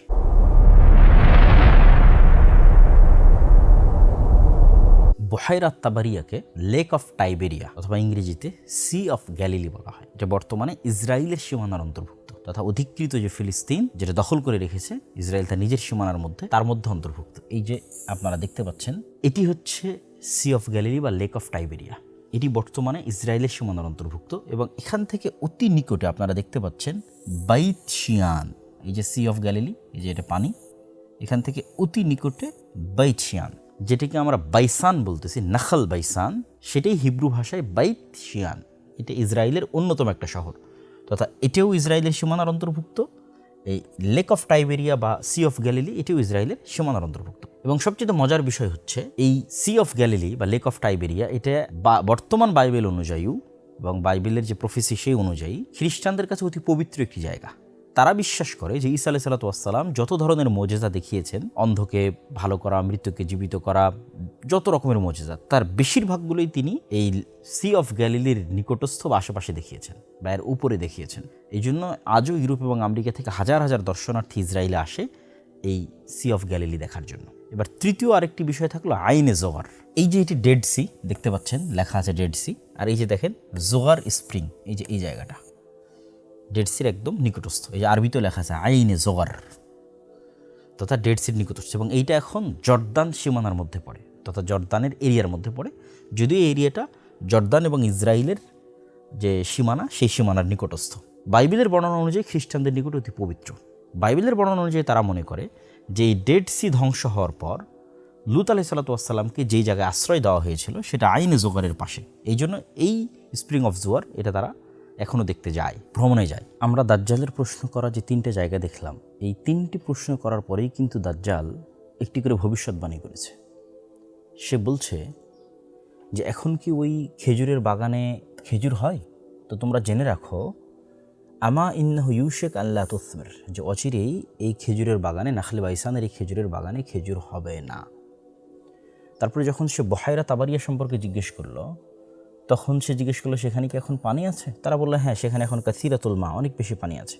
সে ভবিষ্যৎবাণী করলো অচিরেই এখানে এই পানি থাকবে না, এবং কাছাকাছি একই ধরনের ভবিষ্যৎবাণী সে আইনে জোগার বা স্প্রিং অফ জোয়ারের যে ঝর্ণা সেটি সম্পর্ক করে। তাহলে এই যে এক সিরিয়ালে, এবং এখানে দেখেন জেরুজালেম, জেরুজালেম মানে এখানে মসজিদে আকসা আছে, অর্থাৎ এই পুরো এরিয়াটার মধ্যেই দাজ্জাল যে তিনটা প্রশ্ন করেছে সেই তিনটা প্রশ্নের স্থান এই এরিয়াটার মধ্যে। এই যে জেরুজালেম, মসজিদে আকসা, ডেড সি, আইনে জোগার তথা স্প্রিং অফ জোয়ার, বাইত শিয়ান তথা নাখাল বাইসান, বহাইরা তাবারিয়া তথা সি অফ গ্যালিলি, তথা এই এরিয়ার মধ্যে থেকে এই প্রশ্নগুলো করা প্রমাণ করে যে এই জায়গা কেন্দ্রিকই অবশ্যই দাজ্জালের উত্থান বলেন অথবা দাজ্জালের হত্যা বলেন অথবা দাজ্জালের প্রতিষ্ঠা বলেন অথবা দাজ্জালের শাসন বলেন পরিচালিত হওয়ার একটি সম্ভাবনা আছে, অথবা এই জায়গা কেন্দ্রিকই কিয়ামতের পূর্ব মুহূর্তে সকল কিছু সংঘটিত হবে। এতে সন্দেহের বিন্দুমাত্র কোনো অবকাশ নাই।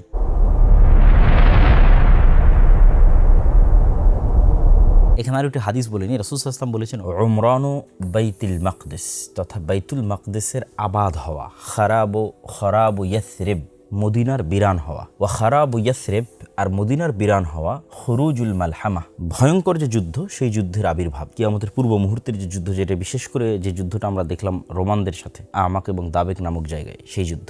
ওয়া খুরুজুল মালহামা আর ভয়ঙ্কর এই যুদ্ধের পরেই ফাতহুল কুস্তুনতুনিয়া তথা কনস্টান্টিনোপল বা ইস্তাম্বুল বিজয় হবে।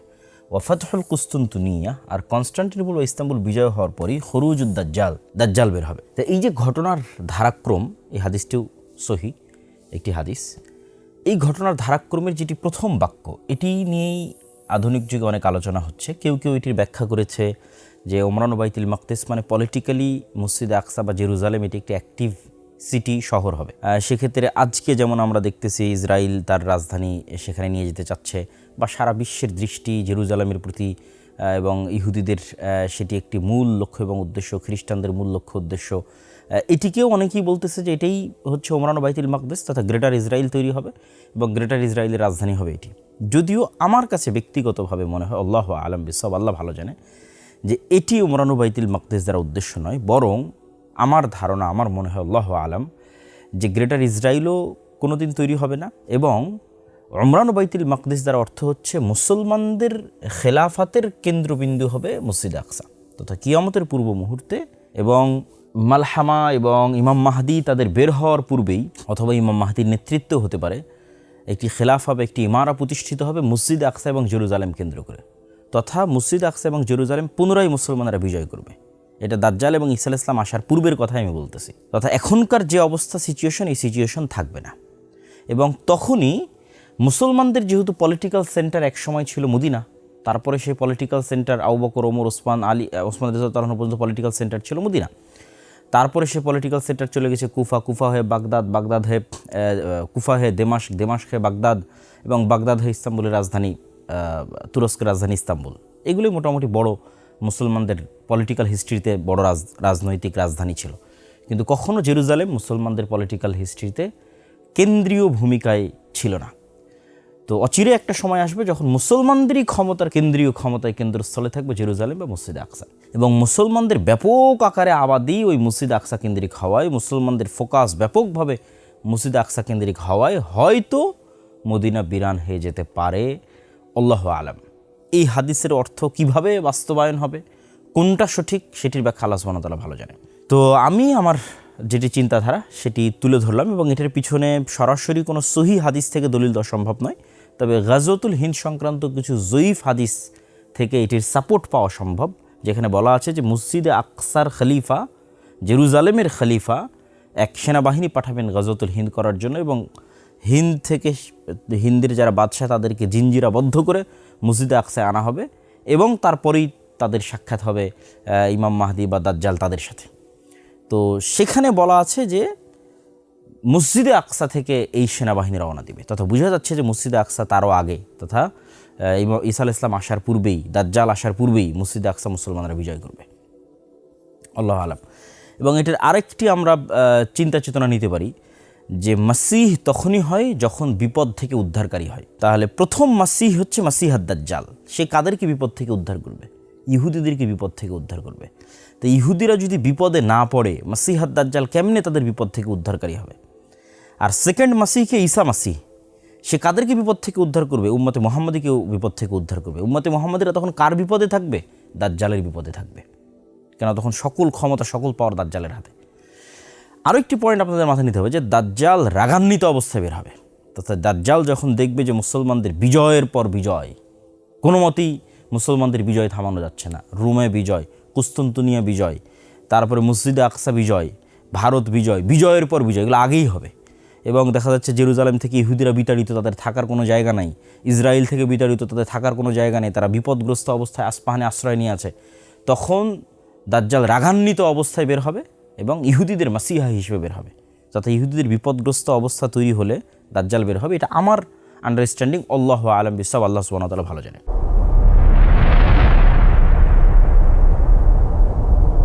এবার দাজ্জালের কার্যক্রম এবং দাজ্জাল পৃথিবীতে কি করবে এবং দাজ্জাল কয়দিন থাকবে এবং তারপরে কি হবে, এটার একটা বিস্তারিত আমাদের দেখাই। রাসূলুল্লাহ সাল্লাল্লাহু আলাইহি ওয়াসাল্লাম দাজ্জাল সম্পর্কে আরেকটি বিস্তারিত হাদিসে, পুরো হাদিসের আমরা অনুবাদ করব না, মূল অংশগুলো আপনাদের দেখাই। আরেকটি বিস্তারিত হাদিসে রাসূলুল্লাহ সাল্লাল্লাহু আলাইহি ওয়াসাল্লাম বলছেন যে আমি জীবিত থাকা অবস্থায় যদি দাজ্জাল বের হয় তাহলে আমিই তো তোমাদের জন্য যথেষ্ট দাজ্জালের জন্য, আর যদি আমি জীবিত থাকা অবস্থায় বের না হয় তাহলে আল্লাহ সুবহানাহু ওয়া তাআলা আল্লাহু খলিফাতি আলা কুল্লি মুসলিম, প্রত্যেক মুসলমানের দায়িত্ব আল্লাহর উপর।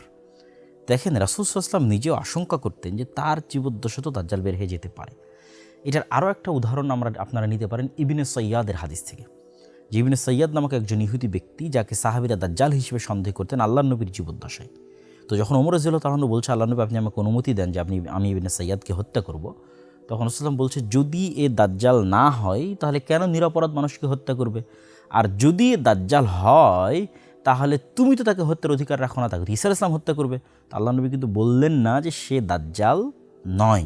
এই জন্য দাজ্জালের আগমনের বিষয়ে যে আমি নিশ্চিত যে না আজকে দাজ্জাল বের হবে না, আগামীকাল দাজ্জাল বের হবে না, এরকম নিশ্চিত স্বয়ং মুহাম্মদ সাল্লাল্লাহু আলাইহি ওয়াসাল্লামও ছিলেন না। যে কোনো মুহূর্তে দাজ্জাল বের হয়ে যেতে পারে, এটা এই হাদিস থেকে আমরা স্পষ্ট বুঝতে পারি। এবার রাসূল সাল্লাল্লাহু আলাইহি ওয়াসাল্লাম বলছেন যে দাজ্জালের সামনে তোমরা ফাওয়াতিহ সূরাতিল কাহাফ, সূরা কাহাফ দাজ্জাল থেকে বাঁচার অন্যতম একটি মাধ্যম। সূরা কাহাফে কিন্তু কোরআনের সবচেয়ে ব্যতিক্রম ঘটনাগুলো আছে। যেমন আসহাবে কাহফের যেটা ঘটনা, যে 309-310 বছর তারা ঘুমাচ্ছে, মানুষ তাদের দেখলে মনে করবে তারা জাগ্রত অবস্থায়, অথচ তারা ঘুমন্ত বা মৃত অবস্থায়। আবার তারা ঘুম থেকে উঠে বলছে, কই আমরা তো অল্প কিছু সময় ঘুমিয়েছিলাম। এই যে সময়ের একটা ব্যাপক হেরফের, এই সময়ের হেরফের কিন্তু দাজ্জালের সাথে সংঘটিত হবে। ঠিক তেমন যুলকারনাইনের ঘটনা সূরা কাহফের মধ্যে আছে, এবং কিয়ামতের একমাত্র আলামত যার উল্লেখ কোরআনে আছে সেটা হচ্ছে ইয়াজুজ এবং মাজুজ, যেটা যুলকারনাইনের ঘটনার মধ্যে আছে, আর অন্যগুলোর কিন্তু উল্লেখ নাই। তারপরে আরও একটি ব্যতিক্রম ঘটনা সূরা কাহফে আছে, সেটা হচ্ছে খিজির আলাইহিস সালামের সাথে মুসা ইসলামের সাক্ষাৎ। এটা অন্যতম একটি ব্যতিক্রম ঘটনা। খিজির আলাইহিস সালাম কই থেকে আসলো, কীভাবে দেখা হলো, আবার কোথায় চলে গেল। তো ওই জিনিসগুলোকেও আমরা, এই বিষয়গুলোকেও আমরা দাজ্জাল এবং ইয়াজুজ মাজুজের সাথে আরেকবার কানেক্ট করব। কিন্তু আপাতত এখানে আমরা এতটুকু বলে নিচ্ছি যে সূরা কাহফের গুরুত্ব, কেননা যেই দিন দাজ্জাল বের হবে ওই দিন সূরা কাহফের এই ঘটনাগুলোকে আমরা দাজ্জালের বের হওয়ার সাথে পরিপূর্ণরূপে মিলিয়ে ফেলতে পারবো। এবং যে সূরা কাহফ অতি মজবুতভাবে বিশ্বাস করবে তার জন্য ঈমান ধরে রাখা অনেক সহজ হবে। আমরা আরেকটি ভিডিওতে ইনশাআল্লাহ সূরা কাহফের এই ঘটনাগুলো নিয়ে বিস্তারিত আলোচনা করব ইনশাআল্লাহ, যদি আল্লাহ সুবহানাহু ওয়া তাআলা তৌফিক দেয়। তো আল্লাহ নবী বলছেন যে খাল্লাতাম বাইনা শাম ওয়াল ইরাক, শাম এবং ইরাকের মধ্যবর্তী স্থান থেকে দাজ্জাল বের হবে। আর এক হাদিস রাসূল সাল্লাল্লাহু আলাইহি ওয়াসাল্লাম বলেছেন, ওই যে আগের যে হাদিস তামিমাত দারি, যে তিনি মদিনার এইভাবে লাঠি দিয়ে আঘাত করে বললেন এটাই সেই মদিনা যেখানে দাজ্জাল প্রবেশ করতে পারবে না, আর এখান থেকে মাশরিক পূর্ব দিক থেকে দাজ্জাল বের হবে। এবং আমরা যদি মদিনা থেকে পূর্ব দিকে, যেখানে দাঁড়িয়ে রাসূল সাল্লাল্লাহু আলাইহি ওয়াসাল্লাম পূর্ব দিকে ইশারা করছেন যে দিক থেকে দাজ্জাল বের হবে, আমরা যদি মদিনা থেকে পূর্ব দিকে একটা রেখা টানি, তাহলে এই রেখাটা এইভাবে যেতে থাকে পূর্ব দিকে। তার মধ্যে সৌদি আরবের এই অঞ্চলগুলোও পড়বে, সৌদি আরবের রিয়াদ অঞ্চলও পড়বে, তারপরে বাহরাইন, কাতার, তারপরে এই যে পারস্য উপসাগর যেখানে এখন যুদ্ধ চলতেছে, তারপরে এই বিশাল ইরান, বিশাল খোরাসান, তারপর বিশাল পাকিস্তান, যেতেই থাকবে পূর্ব দিকে। রাসূল বলছেন পূর্ব দিক থেকে দাজ্জাল বের হবে। তিনি মদিনাতে দাঁড়িয়ে বললেন পূর্ব দিক থেকে দাজ্জাল বের হবে। এবং এখানে আমরা আরেকটা রেখা টেনে আপনাদের দেখাই, এটা হচ্ছে মক্কা কাবা, এটা হচ্ছে মদিনার, এখানে আছে জেরুজালেম। এটা কিন্তু এক সিরিয়ালে কাছাকাছি। এই এরিয়াগুলোতে দাজ্জালের প্রচুর পরিমাণে চলাফেরা হবে এবং কিয়ামতের পূর্ব মুহূর্তের সকল ঘটনা এই এরিয়ায় সংঘটিত হবে। এটা আমরা শেষ মুহূর্তে গিয়ে আরও ক্লিয়ার করব, কিন্তু এই এরিয়া সম্পূর্ণরূপে ফিতনামুক্ত থাকবে। মদিনা এবং মক্কা সম্পূর্ণরূপে ফিতনামুক্ত থাকবে। তো রাসূলুল্লাহ সাল্লাল্লাহু আলাইহি ওয়াসাল্লাম বললেন যে দাজ্জাল পৃথিবীতে থাকবে 40 দিন। তার প্রথম দিন হবে 1 বছরের সময়, তার দ্বিতীয় দিন হবে 1 মাসের সময়, তার তৃতীয় দিন হবে 1 সপ্তাহের সময়, আর তার বাকি দিনগুলো হবে স্বাভাবিক দিনের সময়। এটা একটা ব্যতিক্রম, অত্যন্ত ব্যতিক্রম, যে পৃথিবীর একটা দিন পৃথিবীর 1 বছরের সমান হবে। কেমনে সম্ভব? তারপর চলুন আমরা হিসাব করে দেখি যে ইন টোটাল দাজ্জাল তাহলে কতদিন পৃথিবীতে থাকতে পারে। রাসূলুল্লাহ সাল্লাল্লাহু আলাইহি সাল্লাম বললেন দাজ্জালের 1 দিন হবে 1 বছর, তারপরের দিন হবে 1 মাস, তারপরের দিন হবে 1 সপ্তাহ। এবং যেহেতু সে 40 দিন থাকবে, তাহলে 40 দিনের মধ্যে অলরেডি আমরা 3 দিন বাদ দিয়ে দিয়েছি। তাহলে আর বাকি যে স্বাভাবিক দিন থাকবে, সেই স্বাভাবিক দিনের সংখ্যা কত হবে? সেই স্বাভাবিক দিনের সংখ্যা হবে 37 দিন। এখন যদি আমরা ইন টোটাল যোগ করি যে কত দাঁড়ায়, তাহলে আমরা এখানে যোগ করতে পারি 30 দিন, 7 দিন, 37 দিন। তার 1 মাস সমান 30 দিন, 1 সপ্তাহ সমান 7 দিন, এবং বাকি যে 37 দিন, এই 37 দিন যদি আমরা গণনায় নিয়ে আসি, তাহলে সেক্ষেত্রে হয় 74 দিন, আর এখানে থাকতেছে 1 বছর। তাহলে 1 বছর 74 দিন সমান, তথা 1 বছর 2 মাস 14 দিন। তবে এখানে আরেকটা প্রশ্ন মাথায় কাজ করতে পারে যে দিন যদি 1 মাসের 1 বছরের হয়, দিন যদি 1 মাসের হয়, দিন যদি 1 সপ্তাহের হয়, রাত কত দিনের হতে পারে? আল্লাহ সুবহানাহু ওয়া তাআলা ভালো জানেন। এই হাদিসে রাসূলুল্লাহ সাল্লাল্লাহু আলাইহি ওয়াসাল্লাম দাজ্জাল সম্পর্কে আরও গুরুত্বপূর্ণ 2টি তথ্য দিয়েছেন। একটি হচ্ছে তার শারীরিক অবকাঠামো সম্পর্কে, আরেকটি তার সফরের দ্রুততার সম্পর্কে। রাসূলুল্লাহ সাল্লাল্লাহু আলাইহি ওয়াসাল্লাম তার শারীরিক অবকাঠামো সম্পর্কে বলেন যে সে হবে কোঁকড়ানো চুল বিশিষ্ট, এবং তার 1 চোখ হবে একটু উঁচু কানা। কোঁকড়ানো চুল বিশিষ্ট এবং 1 চোখ হবে উঁচু কানা।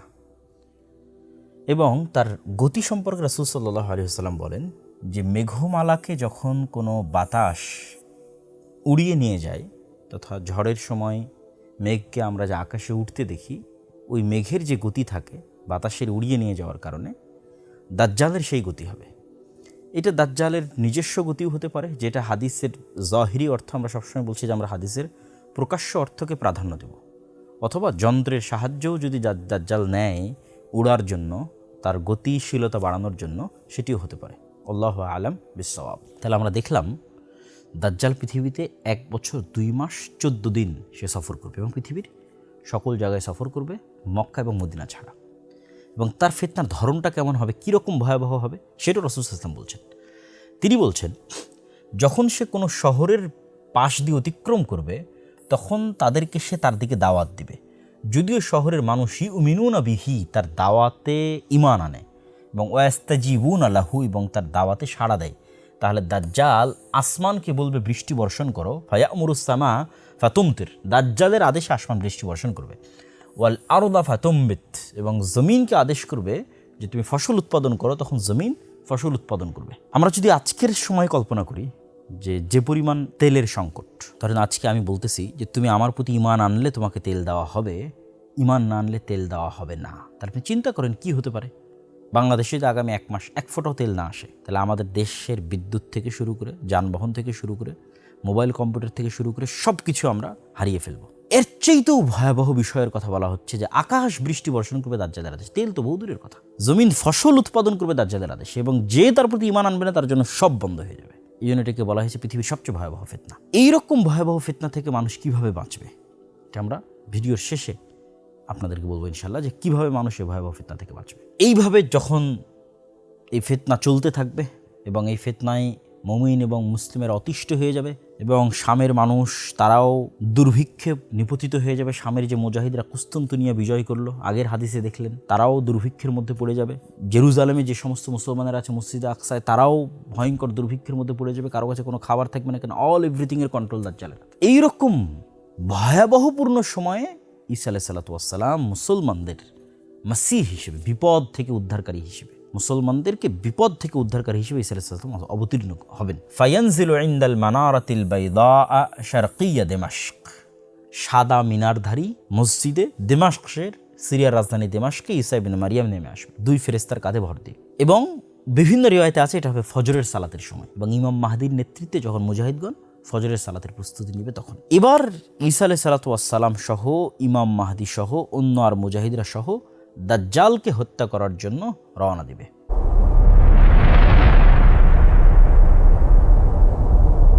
দাজ্জালকে কোথায় হত্যা করবে? বিবাবি লুদ্দিন, জেরুজালেমের লুদ নামক দরজা। চলুন আমরা একটু গুগল ম্যাপ থেকে সেটাও দেখে আসি। দাজ্জালকে যেই জায়গায় হত্যা করা হবে, যেটি রাসূল সাল্লাল্লাহু আলাইহি ওয়াসাল্লামের হাদিসে আমরা দেখলাম এখনই, যে বাব লুদ, এই নামে ইসরায়েল এখন একটি শহর আছে বাবে লুদ নামে। এই যে আমরা আপনাকে সেটি ইন্ডিকেট করিয়ে দেখাচ্ছি, এটা হচ্ছে তেল আবিব, ইসরায়েলের রাজধানী। ইসরায়েলের রাজধানী তেল আবিবের অতি নিকটে বাবে লুদ নামক জায়গা। এবং বাবে লুদ থেকে জেরুজালেম আপনারা দেখতে পাচ্ছেন, বাবে লুদ থেকে জেরুজালেম দেখতে পাচ্ছি, এবং জেরুজালেম থেকে ডেড সি, এবং ডেড সির পরে আমরা জানি যে আইনে জোগার। প্রিয় দর্শক শ্রোতা, আমরা দেখলাম যে জায়গায় দাজ্জালকে হত্যা করা হবে। চলেন আমরা হাদিসটা পূর্ণ করি। রাসূলুল্লাহ সাল্লাল্লাহু আলাইহি ওয়াসাল্লাম যখন দাজ্জালের হত্যার কথা বললেন বাবে লুদ নামক জায়গায়, তখন তিনি এটিও বললেন যে ঈসা আলাইহিস সালাতু ওয়াস সালাম দাজ্জালকে হত্যা করার পর সেই রক্ত তিনি মানুষকে দেখাবেন, কেননা মানুষের কাছে এটি অবিশ্বাস্য যে দাজ্জালের মতো এত শক্তিশালী, এত বৃহৎ, এত ক্ষমতাধর কাউকে সত্যিকারভাবে হত্যা করা হয়েছে। এটি মানুষের কাছে একটি আশ্চর্যজনক বিষয় বলে মনে হবে, এই জন্য তিনি সেটি মানুষকে দেখাবেন।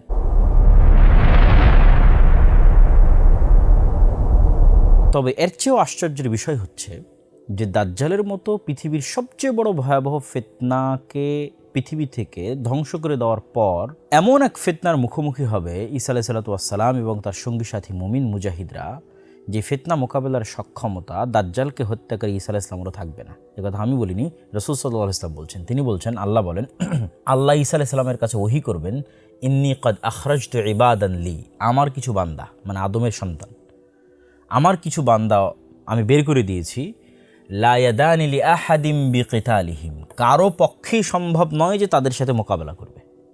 ঈসা তোমার পক্ষে সম্ভব নয়। যে ঈসা দাজ্জালের মতো বড় ফিতনাকে ধ্বংস করেছে তার পক্ষে সম্ভব নয় এখন আল্লাহর যে বান্দারা বের হবে তাদের সাথে মোকাবেলা করা। তারা কারা? তারাই হচ্ছে ইয়াজুজ এবং মাজুজ।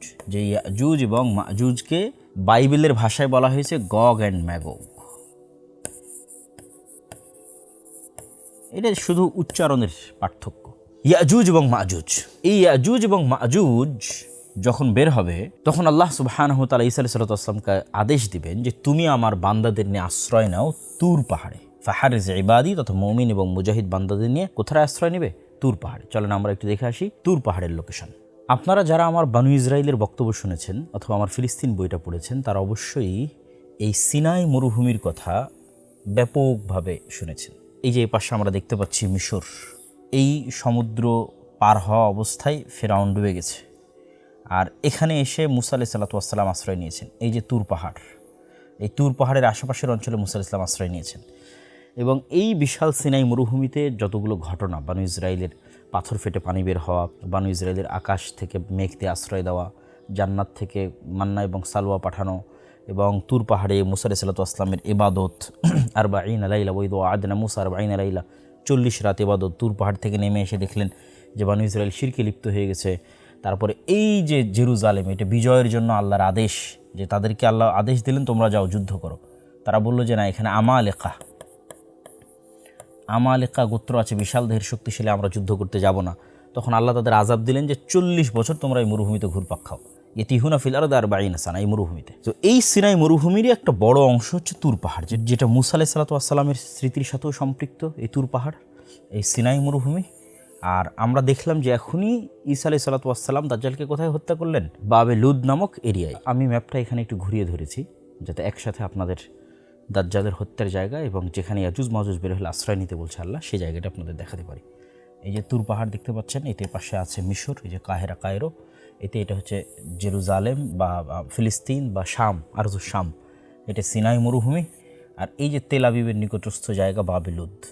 এখানে দাজ্জালকে হত্যা করার পর আল্লাহ আদেশ দিবেন তুমি মুমিনদের নিয়ে আশ্রয় নাও এই যে তুর পাহাড়ে, এই তুর পাহাড়ে আশ্রয় নাও। আর আমার এক সৃষ্টি বের হবে, যে সৃষ্টির সাথে কেউই পারবে না। তো আমরা দেখছিলাম ইয়াজুজ এবং মাজুজ বের হবে এবং ঈসা আলাইহিস সালাতু ওয়াস সালাম মুমিনদের নিয়ে তুর পাহাড়ে আশ্রয় নেবে। ইয়াজুজ এবং মাজুজের প্রথম দল বুহাইরা তাবারিয়া, ওই সেম সি অফ গ্যালিলি আপনাদের দেখিয়েছি, ওটা অতিক্রম করার সময় সেটা সম্পূর্ণ পানি তারা পান করে নেবে। এই হাদিস থেকে একটা বিষয় আমাদের প্রশ্নবোধক চিহ্ন তৈরি হয়, যে দাজ্জাল যখন জিজ্ঞেস করলো যে এই বুহাইরা তাবারিয়ায় অচিরে একদিন পানি থাকবে না, তো অনেকেই মনে করে যে বুহাইরা তাবারিয়ার পানি দাজ্জাল বের হওয়ার আগেই শেষ হয়ে যাবে। তো দাজ্জাল বের হওয়ার আগে যদি সি অফ গ্যালিলি বা বুহাইরা তাবারিয়ার পানি শেষ হয়ে যায়, তাহলে ইয়াজুজ মাজুজ কীভাবে বুহাইরা তাবারিয়ার পানি পান করে? এটা একটা প্রশ্নবোধক। সুতরাং ওই হাদিসের অর্থ এরকম মনে করা, একদম ফাইনাল করে ফেলা যে দাজ্জাল বের হওয়ার আগেই নাখাল বাইসানের সকল খেজুর শেষ হয়ে যাবে, দাজ্জাল বের হওয়ার আগেই বুহাইরা তাবারিয়ার পানি শেষ হয়ে যাবে, একদম নির্ধারিত করে ফেলা, এইটার আসলে কোনো দলিল কোরআন এবং হাদিসে পাওয়া যায় না। বরং একদিন থাকবে না, এটার দ্বারা উদ্দেশ্য এটাও হতে পারে যে ইয়াজুজ মাজুজ একদিন এই সমুদ্রের পানি খেয়ে ফেলবে, এটাই উদ্দেশ্য হতে পারে, যেটা এই হাদিস থেকে বোঝা যাচ্ছে। আল্লাহু আ'লাম বিসওয়াব, সঠিক জ্ঞান আল্লাহ সুবহানাহু ওয়া তাআলার কাছে আছে। তো যখন এই ইয়াজুজ মাজুজের এই ভয়ঙ্কর ফিতনা পৃথিবীতে ছড়িয়ে পড়বে, তখন ঈসা আলাইহিস সালাতু ওয়াস সালাম মুমিনদের নিয়ে যে তুর পাহাড়ে আশ্রয় নিলেন, সেখানে তো কোনো খাবার নাই, পানি নাই, সারা পৃথিবী ইয়াজুজ মাজুজে পরিপূর্ণ, এবং তাদের সংখ্যা এত পরিমাণে বেশি হবে যে এই ভয়ঙ্কর ভয়াবহ ফিতনা অবস্থায় যখন কোনো খাবার পানি কিচ্ছু থাকবে না, ভয়ঙ্কর ভয়াবহ দুর্ভিক্ষ দেখা দিবে, তখন যে নবী নিজে হাতে দাজ্জালের মতো পৃথিবীর সবচেয়ে বড় ফিতনাকে ধ্বংস করলেন, সেই নবী এবং তার সঙ্গী সাথী সকলেই আল্লাহ সুবহানাহু ওয়া তাআলার দিকে একনিষ্ঠ মনে ফিরে যাবেন এবং আল্লাহ সুবহানাহু ওয়া তাআলার নিকটে দোয়া করবেন এবং আল্লাহর কাছে কান্নাকাটি করবেন যেন এই মহাবিপদ থেকে, ফিতনা থেকে তাদের মুক্তি দেওয়া হয়। তাদের দোয়া শ্রবণ করার মাধ্যমে আল্লাহ সুবহানাহু ওয়া তাআলা এক প্রকার পোকামাকড় তাদের কাঁধে দিয়ে দিবেন এবং সেখান থেকে এমন এক অসুস্থতা হবে যে তারা মৃত্যুবরণ করবে এবং সবাই মৃত্যুবরণ করবে, একসাথে একবারে মৃত্যুবরণ করবে। কামাউতি নাফসিন ওয়াহিদাতিন, যেন একটা নাফসের মৃত্যু যেমন হয়, এরকম লক্ষ লক্ষ কোটি কোটি ইয়াজুজ মাজুজ একবারে শেষ হয়ে যাবে। তখন নবিউল্লাহ ঈসা, আল্লাহর নবী ঈসা পৃথিবীতে নেমে আসবেন, তুর পাহাড় থেকে দুনিয়াতে নেমে আসবেন, কিন্তু পৃথিবীতে এক বিঘত জায়গাও খালি পাবেন না যেটা বসবাসের মতো। কেন? ওই ইয়াজুজ মাজুজের মৃত লাশের গন্ধে। কেন? তাদের সংখ্যা এত বেশি। ইয়াজুজ মাজুজের সংখ্যাধিক্য বুঝতে গিয়ে একটা হাদিস আমরা সামনে রাখতে পারি, যে হাদিসে রাসূলুল্লাহ সাল্লাল্লাহু আলাইহি ওয়াসাল্লাম বলছেন যে আদম সন্তানের প্রতি 1000-এ 999 জন জাহান্নামী বা জাহান্নামে যাবে। তখন সাহাবীরা অতি চিন্তিত হয়ে যায়। এখানে রাসূল সাল্লাল্লাহু আলাইহি ওয়াসাল্লাম বলছেন মিন কুল্লি আলফিন 999, প্রত্যেক 1000 থেকে 999 জন। তখন সাহাবীরা চিন্তিত হয়ে জিজ্ঞেস করলেন, আল্লাহ নবী, তাহলে আমাদের কী অবস্থা হবে? তখন রাসূল সাল্লাল্লাহু আলাইহি ওয়াসাল্লাম বললেন যে তোমাদের চিন্তার কোনো কারণ নেই, কেননা এই 999 জনের একজন হবে তোমাদের মধ্যে থেকে এবং বাকিরা হবে ইয়াজুজ এবং মাজুজ থেকে, তথা তাদের জাহান্নামে যত মানুষ জাহান্নামে যাবে তার একটা বড় অংশ হবে ইয়াজুজ এবং মাজুজ। একদম আদম থেকে নিয়ে কিয়ামত পর্যন্ত যত মানুষ জাহান্নামে যাবে তার একটা বড় অংশ হবে ইয়াজুজ মাজুজ। তাহলে ইয়াজুজ মাজুজের সংখ্যা কত হতে পারে? আল্লাহু আকবার। তো মৃত লাশের গন্ধে এক বিঘত জায়গাও খালি থাকবে না। তখন তারা পুনরায় দ্বিতীয়বারের ন্যায় আল্লাহ সুবহানাহু ওয়া তাআলার নিকট একনিষ্ঠ মনে দোয়া করবেন, কান্নাকাটি করবেন। তখন এবার দ্বিতীয়বার তাদের দোয়া কবুল করে আল্লাহ সুবহানাহু ওয়া তাআলা এক প্রকার পাখি পাঠাবেন, যে পাখির কথা রাসূলুল্লাহ সাল্লাল্লাহু আলাইহি সাল্লাম বলছেন, কাআনাকিল বুখতি। বুখত গোত্রের উটগুলো যেমন তাদের কুঁচগুলো যেমন খুবই উঁচু, ওইরকম খুবই উঁচু কুঁচ বিশিষ্ট এক প্রকার পাখি আল্লাহ সুবহানাহু ওয়া তাআলা পাঠাবেন। এই পাখিগুলো এই ইয়াজুজ মাজুজের লাশগুলোকে বহন করবে এবং আল্লাহ যেখানে চাইবেন সেখানে ফেলে দেবে। উত্তর মেরু, দক্ষিণ মেরু, যে কোনো জায়গা যেখানে হয়তো মানুষ বসবাস করে না, সাইবেরিয়া, বরফ আচ্ছাদিত, যেটা মানুষের যাওয়া এবং আসার বাইরে, আল্লাহ সুবহানাহু ওয়া তাআলা যেখানে ভালো মনে করবেন সেখানে গিয়ে তারা ফেলে দেবে। এবং পৃথিবীকে বসবাস উপযোগী করার জন্য আল্লাহ সুবহানাহু ওয়া তাআলা আসমানকে আদেশ দিবেন বৃষ্টি বর্ষণ করার জন্য, এবং সারা পৃথিবী বৃষ্টি বর্ষণ হয়ে ধুয়ে মুছে সাফ হয়ে যাবে। ধুয়ে মুছে সাফ হয়ে যাওয়ার পর এবার আল্লাহ সুবহানাহু ওয়া তাআলা জমিনকে আদেশ দিবেন, তোমার মধ্যে যা বরকত আছে সব উৎপন্ন করে দাও। আসমানকে আদেশ দিবেন, যা বরকত আছে সব অবতীর্ণ করে দাও। তথা জমিনে এমন ফসল উৎপাদন হবে যে একটা ডালিম, একটা গ্রাম, একটা বংশ, একটা গাভীর দুধ, একটা গ্রাম, একটা বংশ, এত পরিমাণে রহমত এবং বরকতে পৃথিবী পরিপূর্ণ হয়ে যাবে। এবং রাসূলুল্লাহ সাল্লাল্লাহু আলাইহি ওয়াসাল্লামের ভাষা অনুযায়ী বিভিন্ন রিওয়ায়েতে, কোনো রিওয়ায়েতে 7 বছর, কোনো রিওয়ায়েতে 10 বছর এই সময়টি চলমান থাকবে। এই সময়ের পরে আল্লাহ সুবহানাহু ওয়া তাআলা একটি ঠান্ডা বাতাস পাঠাবেন, শীতল হাওয়া। এই সময়টা হবে পৃথিবীর শান্তি, নিরাপত্তায় পরিপূর্ণ। কোনো মারামারি, কোনো গণ্ডগোল, কোনো যুদ্ধাস্ত্র, কোনো তরবারি, কোনো তীর, ধনুক কিচ্ছু প্রয়োজন হবে না মানুষের। শুধু আরাম এবং শান্তির হবে এই সময়টা, ন্যায় এবং ইনসাফের। তারপর একটি শীতল বাতাসে আল্লাহ সুবহানাহু ওয়া তাআলা সকল মুমিনকে রিহান তাইয়্যিবা, এক শীতল বাতাস আল্লাহ পাঠাবেন। এই শীতল বাতাসে রূহা কুল্লি মুমিনিন ওয়া কুল্লি মুসলিমিন, সকল মুমিন, সকল মুসলিম মারা যাবে। শুধু কারা বাকি থাকবে? শিরারুন নাস, ফাসিক এবং ফাজের মানুষেরা বাকি থাকবে। এই ফাসিক এবং ফাজের মানুষদের উপরই একটা সময় গিয়ে কিয়ামত কায়েম হবে। কতদিন পরে ওটাও আল্লাহ সুবহানাহু ওয়া তাআলা ভালো জানেন, ওটাও আমরা জানি না। কিন্তু ওই সময়গুলো সেই সময় যখন কোরআন থাকবে না, কালিমা লা ইলাহা ইল্লাল্লাহ থাকবে না, আল্লাহর নাম উচ্চারণ করার মতো কেউ থাকবে না, মক্কায় হজ হবে না, কাবা ঘর ধ্বংস হয়ে যাবে। ওই সময়গুলো হচ্ছে সেই সময় যখন মানুষ কুকুর শ্রীগালের ন্যায় খোলা মাঠে যৌন মিলনে লিপ্ত হবে, কোনো লজ্জাবোধ কাজ করবে না। এই যে ভয়ঙ্কর ভয়াবহ যে সময়গুলো, এই সময়গুলো ঈসা আলাইহিস সালামের আগমনের পূর্বের সময় নয়।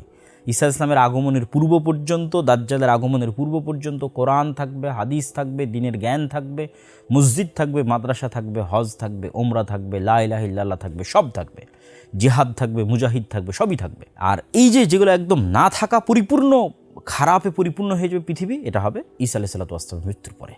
আর ঈসা আলাইহিস সালামকে কবর দেওয়া হবে মুহাম্মদ সাল্লাল্লাহু আলাইহি ওয়াসাল্লামের পাশে। আমরা যদি রাসূলুল্লাহ সাল্লাল্লাহু আলাইহি ওয়াসাল্লামের কবর দেখি মসজিদে নববীতে, তাহলে আমাদের কাছে একটি বিষয় স্পষ্ট হবে যে এখানে রাসূলুল্লাহ সাল্লাল্লাহু আলাইহি ওয়াসাল্লামের কবর। আমরা কল্পনা করি যে এখানে রাসূল সাল্লাল্লাহু আলাইহি ওয়াসাল্লামের কবর আছে।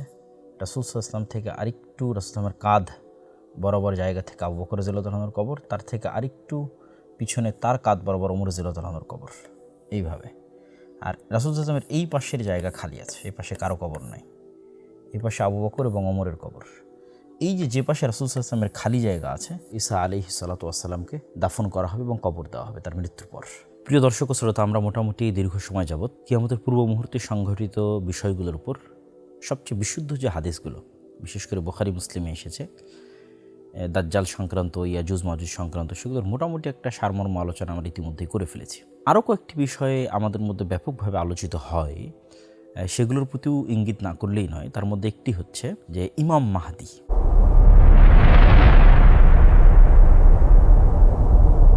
ইমাম মাহদী সংক্রান্ত কিছু আকীদা এবং বিশ্বাস আছে শিয়াদের, আর কিছু আকীদা এবং বিশ্বাস আছে আহলুস সুন্নাত ওয়াল জামাতের। শিয়াদের বিশ্বাস হচ্ছে তাদের ইসনা আশার 12 ইমাম, পবিত্র ইমাম, তাদের মধ্যে 12তম ইমাম তিনি নিজেকে অদৃশ্য করে নিয়েছেন, কোনো পাহাড়, কোনো গার, কোনো এরকম কোথাও তিনি অদৃশ্য অবস্থায় আছেন। এই জন্য তারা বলে আল মাহদি আল মুনতাজার, তথা তিনি পৃথিবীতেই আছেন, তার অপেক্ষা তারা করতেছে এবং সেই মাহদির জন্য তারা কামনা করে বা সেই মাহদিকে তারা চায় যে সে দ্রুত ফিরে আসুক। আহলুস সুন্নাত ওয়াল জামাতের ক্ষেত্রে ইমাম মাহদির বিষয়ে এরকমের কোনো আকীদা বা বিশ্বাস নাই, বা এই বিষয়গুলো সম্পূর্ণরূপে একটি ভ্রান্ত আকীদা এবং বিশ্বাসের অংশ। ঈসা আলাইহিস সালাতু ওয়াস সালামের পূর্বে একজন আমিরের অধীনে, একজন নেতার অধীনে উম্মতে মুহাম্মাদি একত্রিত হবে, রোমানদের বিরুদ্ধে যুদ্ধ করবে, এবং কিছু কিছু হাদিসে আছে যে তার হাত দিয়ে পৃথিবীতে ন্যায় এবং ইনসাফ প্রতিষ্ঠা হবে ঈসা আলাইহিস সালামের আগমনের পূর্বেই। বিশেষ করে শেখ আব্দুল মুহসিন আল আব্বাদ এই বিষয়ে একটি বই লিখেছেন। আমরা সেই বই থেকেও এই বিষয়ে একটি হাদিস দেখে আসতে পারি। যেহেতু ইমাম মাহদি নিয়ে অসংখ্য বিভ্রান্ত আকীদা এবং বিভ্রান্ত বিশ্বাস মানুষের মধ্যে বিরাজমান, ফলত এই বিষয়ে সঠিক আকীদা রাখাও অনেক জরুরি, এবং এই জন্য আমরা মাকতাবাতুস সালাফের পক্ষ থেকে অচিরেই এই শেখ আব্দুল মুহসিন আল আব্বাদের এই বইটি আমরা বাংলা অনুবাদ নিয়ে আসছি ইনশাআল্লাহ। সেখানে বিস্তারিত আলোচনা পাবেন।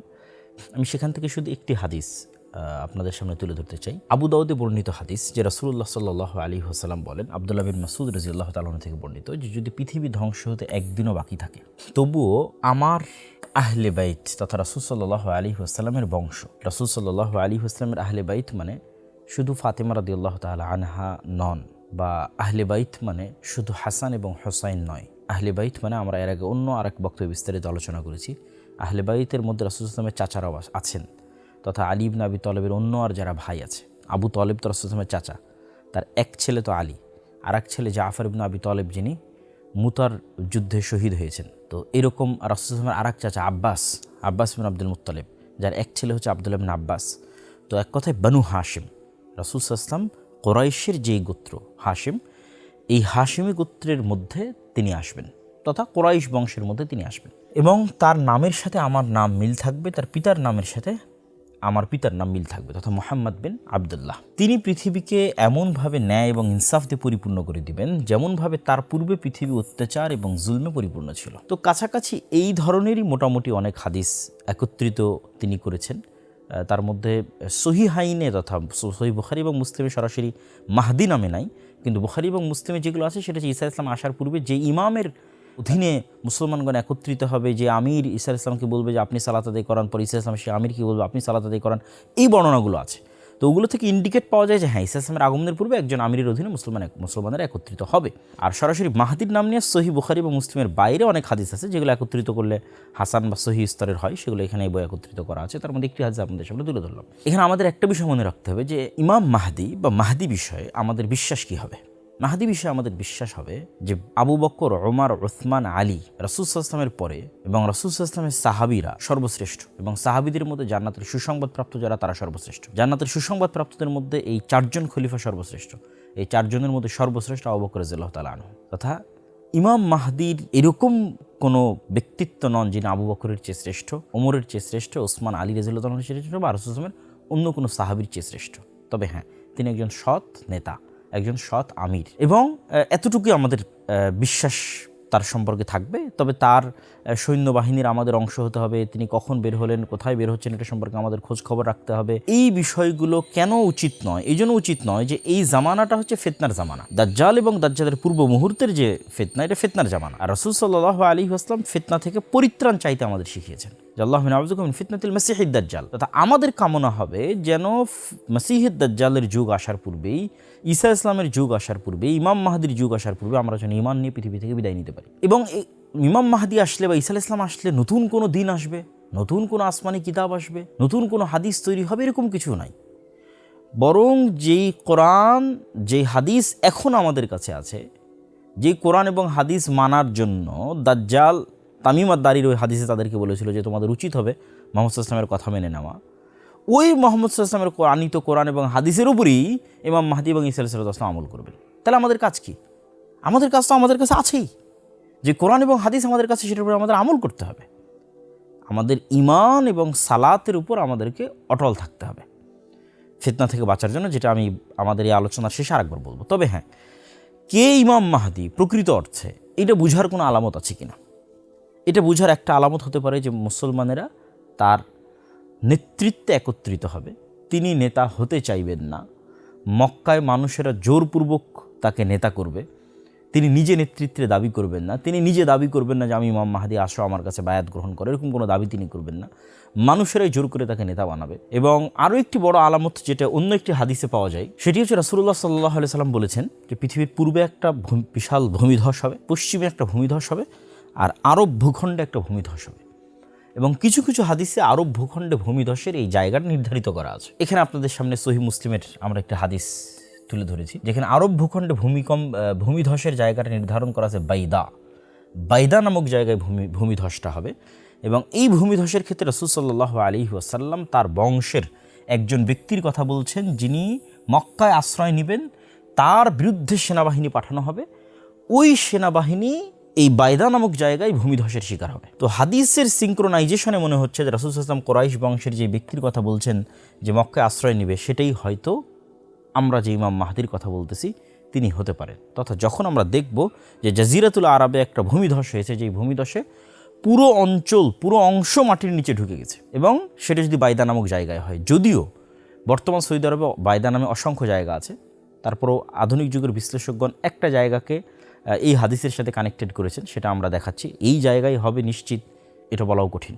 রাসূলুল্লাহ সাল্লাল্লাহু আলাইহি সাল্লামের যুগে এই বাইদা নাম কোন জায়গার ক্ষেত্রে প্রয়োগ করা হতো সেটি খুঁজে বের করা এবং এখনকার অসংখ্য জায়গা বাইদা নামে হওয়া বিষয়টা একটু জটিল। তারপর আমরা দেখাই, এখানে আমরা দেখতে পাচ্ছি যে মসজিদের যে হারাম এরিয়া আছে, এই হারাম এরিয়া যেখান থেকে শেষ হয়, এই শেষ হওয়ার পরে আমরা যেখান থেকে মদিনার মিকাত যেটাকে বলি জুল হুলাইফা, এখান থেকে হাজিগণ মক্কা যাওয়ার জন্য যখন উমরা বা হজে যান, তখন মদিনার মানুষ এখান থেকে ইহরাম বাঁধে। আর এই যে এটা হচ্ছে মসজিদে কুবা, এদিকে মসজিদে নববী। এই যে এখানে আমরা একটা জায়গা দেখতে পাচ্ছি আল বাইদা, জুল হুলাইফা পার হওয়ার পরে এবং জাবাল ঈদ যেখানে হারামের এরিয়া শেষ হয়, তারপরই এই যে বাইদা নামক আমরা জায়গা দেখতে পাচ্ছি। এটা মিকাত, জুল হুলাইফা মিকাতের মসজিদ। এবং এইদিকে জাতুল জাইশ, যেখানে আয়েশা রাদিয়াল্লাহু তাআলা আনহার হার হারিয়ে গেছিল, যে লম্বা ঘটনা এবং তায়াম্মুমের আয়াত অবতীর্ণ হয়েছিল। এই এরিয়ার মাঝামাঝি এরিয়াই হচ্ছে বাইদা, একটা ফাঁকা জায়গা। নির্ধারিত আমরা জায়গা বুঝতে না পারলেও জাজিরাতুল আরব, আরব উপদ্বীপে একটা ভয়ঙ্কর ভূমিধস হবে। এই ভূমিধসের মাধ্যমে নিশ্চিত হওয়া যেতে পারে যে ইমাম মাহদি তিনি। এখানে আরও একটি বিষয় প্রশ্নবোধক চিহ্ন থেকে যায়, সেটি হচ্ছে আসফাহানের ইহুদিরা। এই হাদিসটাও আমাদের জানা দরকার।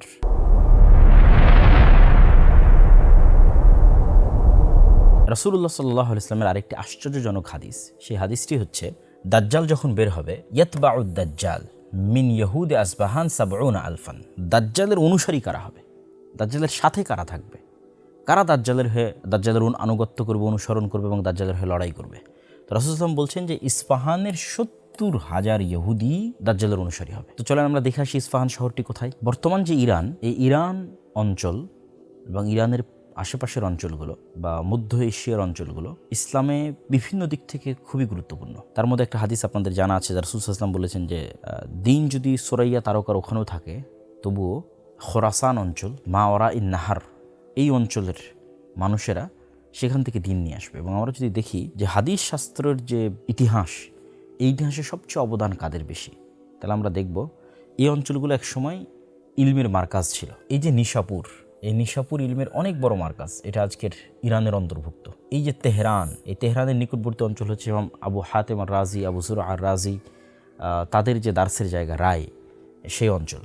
তারপর আসবাহান, এখান থেকে অসংখ্য আলেম ওলামা বের হয়েছে, আবু নুআইম আল আসবাহানি থেকে শুরু করে আরও অসংখ্য আলেম ওলামা, যেমন নিশাপুরি ইমাম হাকিম, অনেক বড় মুহাদ্দিস, মুস্তাদরাক হাকিমের লেখক। তো এই অঞ্চলগুলো থেকে যদি আমরা আরও একটু মাওয়ারা ইন নাহার তথা আমুদরিয়া এবং শিরদরিয়ার ওইদিকে যাই, তাহলে দেখবো ইমাম বুখারী, ইমাম মুসলিম নিজে নিশাপুরের, ইমাম বুখারী, মুসলিম, আবু দাউদ, নাসাই, তিরমিজি, তারা সব এই অঞ্চল থেকে তাদের আগমন ঘটেছে। কিন্তু এই অঞ্চল সম্পর্কেই রাসূলুল্লাহ সাল্লাল্লাহু আলাইহি ওয়াসাল্লামের আরেকটি ব্যতিক্রম হাদিস, যেটি আমরা কিছুক্ষণ আগে শুনলাম, যে এই আসফাহান থেকে ৭০,০০০ ইহুদি কিয়ামতের পূর্ব মুহূর্তে দাজ্জালের অনুসারী হবে। সুতরাং এটি একটি চমকে দেওয়ার মতো বিষয় যে এখন আসফাহান একটি ইরান শাসিত অঞ্চল এবং একটি শিয়া শাসিত অঞ্চল। হয়তো অদূর ভবিষ্যতে, আল্লাহ আলাম, আল্লাহ ভালো জানে, ৭০,০০০ মানে তো অনেক মানুষ, তথা অদূর ভবিষ্যতে এরকমও হতে পারে যে আজকের যে ইসরায়েল বা আজকের যে জেরুজালেম, সেখান থেকে ইহুদিরা সব বিতাড়িত হয়ে আসফাহানে গিয়ে আশ্রয় নিল, এবং যখন দাজ্জাল বের হচ্ছে তখন আসফাহানের সকল ইহুদি দাজ্জালের অনুসারী হচ্ছে।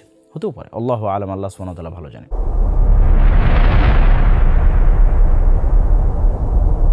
কিয়ামতের পূর্ব মুহূর্তের আরেকটি গুরুত্বপূর্ণ হাদিস, যেটি আলোচনা না করলে আমাদের আলোচনাটি পূর্ণতা পাবে না, সে হাদিসটি হচ্ছে রাসূলুল্লাহ সাল্লাল্লাহু আলাইহি ওয়াসাল্লাম বলেন, লা তাকুমুস সাআহ হাত্তা ইউকাতিলাল মুসলিমুন, ততদিন পর্যন্ত কিয়ামত হবে না যতদিন মুসলমানেরা ইহুদিদের সাথে যুদ্ধ না করছে। ফায়াকতুলুহুমুল মুসলিমুন, এবং মুসলমানেরা ইহুদিদের হত্যা করবে।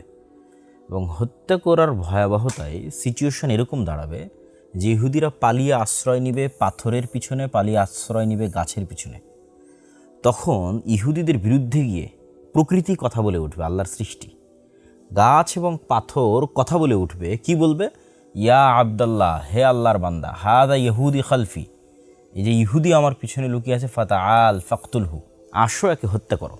ইল্লাল গারকাদ, তবে গারকাদ নামক গাছ ব্যতীত, ফাইন্নাহু মিন শাজারিল ইহুদ, কেননা এটি ইহুদিদের গাছ। চলুন আমরা একটু সেই গাছটি দেখে আসি। ইহুদিরা যখন বিভিন্ন পাথর এবং গাছের আড়ালে আশ্রয় নেবে, যখন সকল গাছ কথা বলবে, সকল পাথর কথা বলবে, কিন্তু বিশেষ যে গাছটি কথা বলবে না, যেটা আপনারা হাদিসে দেখলেন গারকাদ গাছ, সেই গাছটা আপনারা আমার পিছনে দেখতে পাচ্ছেন। এই ধরনের ঝোপড়ির মতো গাছটি হচ্ছে গারকাদ গাছ। প্রিয় উপস্থিতি, এই ঘটনাটি কখন ঘটবে?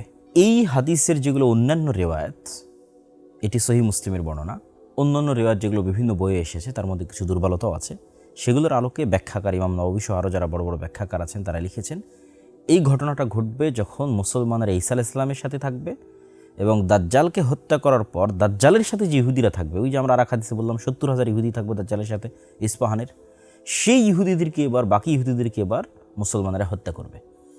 তখন ওই সমস্ত ইহুদিরা এইভাবে আশ্রয় নেবে বিভিন্ন জায়গায়, এবং তখন প্রকৃতি তাদের বিরুদ্ধে গিয়ে কথা বলে উঠবে।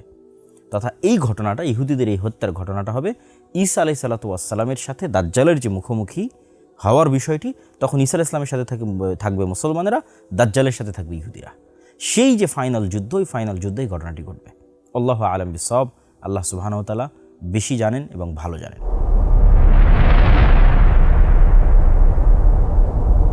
প্রিয় উপস্থিতি, এই যে আমরা দাজ্জালের বিশাল হাদিস পড়লাম, ইয়াজুজ এবং মাজুজের ভয়ঙ্কর ঘটনা শুনলাম, একদল নাস্তিককে দেখবেন যখন আমরা এগুলো বলি তখন তারা প্রশ্ন উঠায় যেগুলো কাল্পনিক, ঔপন্যাসিক গল্পের মতো, এবং এগুলো জীবনে কোনোদিন বাস্তবে হবে না। এবং তাদের এই অবিশ্বাসের সবচেয়ে বড় কারণ হচ্ছে আজকের যে উন্নত প্রযুক্তি, আজকের যে স্যাটেলাইটের অধীনে বিশ্ব, ক্যামেরা, তারা মনে করে সারা পৃথিবীর সব কিছু যেহেতু আমাদের কন্ট্রোলে, তো কোথাও তো আমরা দাজ্জালকে দেখতে পাচ্ছি না, কোথাও তো আমরা ইয়াজুজ এবং মাজুজকে দেখতে পাচ্ছি না।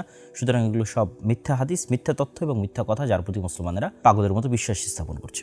কিন্তু আমাদের প্রথমত এই বিষয়গুলোর প্রতি আমাদের প্রথম দায়িত্ব এবং কর্তব্য হচ্ছে সামি'না ওয়া আতা'না, আমরা শুনেছি, ঈমান এনেছি এবং অনুসরণ করেছি। এটি উম্মতে মুহাম্মাদের বৈশিষ্ট্য। রাসূলুল্লাহ সাল্লাল্লাহু আলাইহি ওয়াসাল্লাম যখন মেরাজ সফর করেছিলেন, তখন আবু বকর রাদিয়াল্লাহু তাআলা আনহু সেটির সত্যায়ন করার কারণেই তিনি সিদ্দিক। আমাদের নবী মুহাম্মদ সাল্লাল্লাহু আলাইহি ওয়াসাল্লামের পক্ষ থেকে যা যেভাবে বর্ণিত হয়েছে, আমরা সেটার প্রতি ঈমান রাখি এবং সেটিকে তার জাহিরি অর্থ, প্রকাশ্য অর্থের উপরই সংঘটিত হবে মর্মে দৃঢ় বিশ্বাস রাখি। সেক্ষেত্রে আমাদের জন্য আসলে কোনো দলিল এবং কোনো ডকুমেন্টের প্রয়োজন নাই। আমাদের জন্য আসলে আল্লাহর একটি কথাই যথেষ্ট, যে ওয়া আলা কুল্লি শাইইন কাদির, তিনি সকল কিছুর উপর ক্ষমতাবান। কিন্তু তারপরও যেহেতু আমরা মানুষ এবং বিভিন্ন ফিতনা এবং বিভিন্ন প্রশ্ন আমাদের অন্তরে তৈরি হয়, সেহেতু এই বিষয়েও কিছু উত্তর যদি আমাদের জানা থাকে আমাদের জন্য সহজ হবে। আমাদের জন্য প্রথম উত্তর হচ্ছে যে অতীত, পৃথিবীর অতীতে এই ধরনের ভয়ঙ্কর এবং ভয়াবহ ঘটনার চেয়ে হাজারো ভয়ঙ্কর এবং ভয়াবহ ঘটনা ঘটেছে। যে ভয়ঙ্কর এবং ভয়াবহ ঘটনাগুলো, ওই ঘটনার প্রতি যদি আমার ঈমান আনা সহজ হয়, তাহলে এই ঘটনার প্রতি ঈমান আনা আমার জন্য অনেক ইজি। যেমন যখন মারিয়াম আলাইহিস সালাম বিনা পিতায় ঈসা আলাইহিস সালামকে জন্ম দিলেন, তখন ওইটার প্রতি ঈমান আনার জন্য আল্লাহ বলছেন কোরআনে যে আমি আদমকে তো পিতামাতায় ছাড়াই সৃষ্টি করেছি। তা আদমকে যদি পিতামাতা ছাড়াই সৃষ্টি করতে পারি, তাহলে পিতা ছাড়া ঈসাকে কেন সৃষ্টি করতে পারবো না? আগেরটা তো বেশি ভয়ঙ্কর।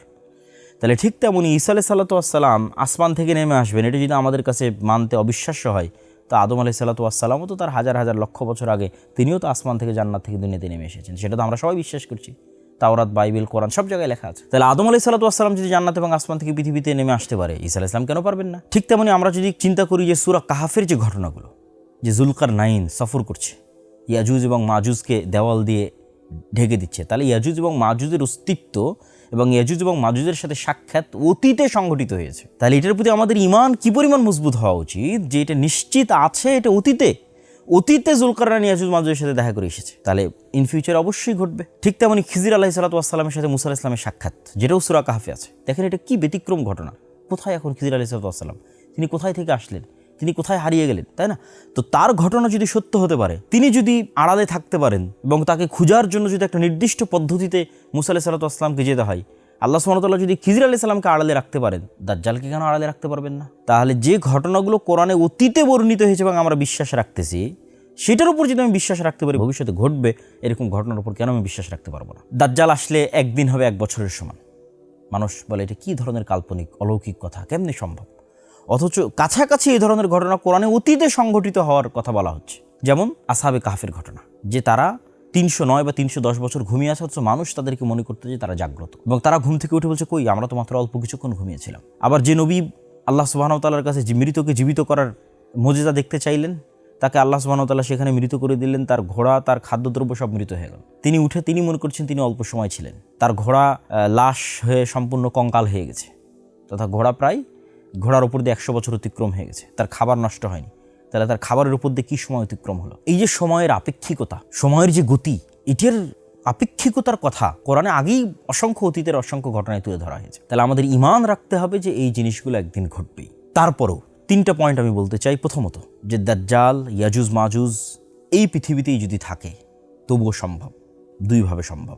1, আপনি কখনোই নিশ্চিতভাবে দাবি করতে পারবেন না যে এই পৃথিবীর প্রত্যেক ইঞ্চি জায়গা, সমুদ্রের প্রতিটি পয়েন্ট, জঙ্গলের প্রতিটি পয়েন্ট আপনার অধীনস্থ এবং আপনার কন্ট্রোলে। এখন অসংখ্য জায়গা আছে যেখানে মানুষ যেতে পারে না, যে দ্বীপে মানুষ যায় না, যে জায়গায় মানুষ সফর করে না, চলাচল করে না, জাহাজ যায় না, এরকম অসংখ্য জায়গা আছে।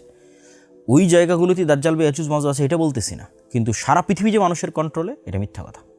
দ্বিতীয়ত, দাজ্জালের সাথে যদি তামিমাত দারির সাক্ষাৎ হয়ে থাকে, এই যুগেও মানুষের সাক্ষাৎ হওয়া সম্ভব নয়। হয়তো দাজ্জাল কোথায় আছে এটা যাদের সাথে দাজ্জালের যোগাযোগ তারা জানে। যেমন এপিস্টিন ফাইল প্রকাশের আগে কে জানতো যে এরকম একটা দ্বীপ, যেই দ্বীপে মানুষ জাহাজ নিয়ে যায়, উড়োজাহাজে, প্রাইভেট জেটে যায় এবং এই ধরনের অপরাধ করে, কে জানতো? কেউ তো জানতো না। 2 নম্বর, আমরা যে পৃথিবীতে বসবাস করছি, এই পৃথিবীতে তো আমাদের সাথে জিন এবং শয়তান এবং ফেরেশতা, তারাও তো আমাদের সাথে আছে, আমাদের আশেপাশে আছে, কিন্তু আমরা কি তাদের দেখতে পাচ্ছি না? তাহলে আমরা যদি জিন শয়তান তাদের দেখতে না পাই, অথচ তারা আমাদের সাথে আছে এই পৃথিবীতে, তাহলে আমরা দাজ্জাল এবং ইয়াজুজ মাজুজকে দেখতে পেতেই হবে। এই প্রশ্ন কেন আমাদের অন্তরে উত্থিত হচ্ছে? এবং আজকের বিজ্ঞানও বলতেছে যে বিভিন্ন ডাইমেনশনে আল্লাহর সৃষ্টি থাকতে পারে। আমরা থাকি 3D, 4D, 5D, 6D, আমাদের চেয়ে উপরের ডাইমেনশনে যারা আছে তাদের আমরা দেখতে পাবো না, কিন্তু তারা আমাদের দেখতে পাবে। এবং সর্বশেষ পয়েন্ট, আল্লাহ সুবহানাহু ওয়া তাআলা কোরআন মাজিদে বলেছেন যে তিনি 7 আসমান এবং 7 জমিন সৃষ্টি করেছেন। তো আল্লাহ সুবহানাহু ওয়া তাআলার অন্য জমিনেও তো থাকতে পারে দাজ্জাল, ইয়াজুজ মাজুজ, খিজির আলাইহিস সালাতু ওয়াস সালাম, তারা তো অন্য জমিনেও থাকতে পারে। এটা অস্বাভাবিক কিছু নয়, কেন ওই সমস্ত জমিনেও আল্লাহ সুবহানাহু ওয়া তাআলার আদেশ এবং ওহী অবতীর্ণ হয়, এটা আল্লাহ সুবহানাহু ওয়া তাআলা বলেছেন। এবং কিয়ামতের পূর্ব মুহূর্তে দাজ্জাল কেন্দ্রিক যে ঘটনাগুলো, এগুলো তো একটা বৈপ্লবিক এবং ব্যতিক্রম ঘটনা, প্রত্যেকটা ব্যতিক্রম ঘটনা। দাজ্জালের কাছে জান্নাত থাকবে, জাহান্নাম থাকবে, আসমান তার কথা শুনবে, জমিন তার কথা শুনবে। দাজ্জালের উপস্থিতিও একটা ব্যতিক্রম ঘটনা, যার ফলশ্রুতিতে পৃথিবীতে এত ব্যাপক পরিবর্তন হবে যে পৃথিবীর একদিন হবে 1 বছরের সমান। সুতরাং এই বিষয়গুলোকে যদি আমরা একটা আরেকটার সাথে রিলেট করি, তাহলে আমরা বুঝতে পারবো যেখানে অসম্ভব বলে কোনো কিছু নাই, আর আল্লাহ সুবহানাহু ওয়া তাআলা সকল কিছুর উপর ক্ষমতাবান। সুতরাং এই ধরনের বিশ্বাস স্থাপন করা যে দাজ্জাল মানে এআই, দাজ্জাল মানে আমেরিকা, দাজ্জাল মানে অন্য কিছু, দাজ্জাল মানুষ নয়, বা ইয়াজুজ মাজুজ মানে অন্য কিছু, অন্য কেউ, জি না, ইয়াজুজ মাজুজ আদমের সন্তান, দাজ্জালও আদমের সন্তান। হাদিসে এবং কোরআনে যেভাবে বলা আছে সেভাবেই সংঘটিত হবে, এটি আমাদের ঈমান থাকতে হবে। আল্লাহ সুবহানাহু ওয়া তাআলা আমাদের কবুল করুক, আল্লাহুম্মা আমিন।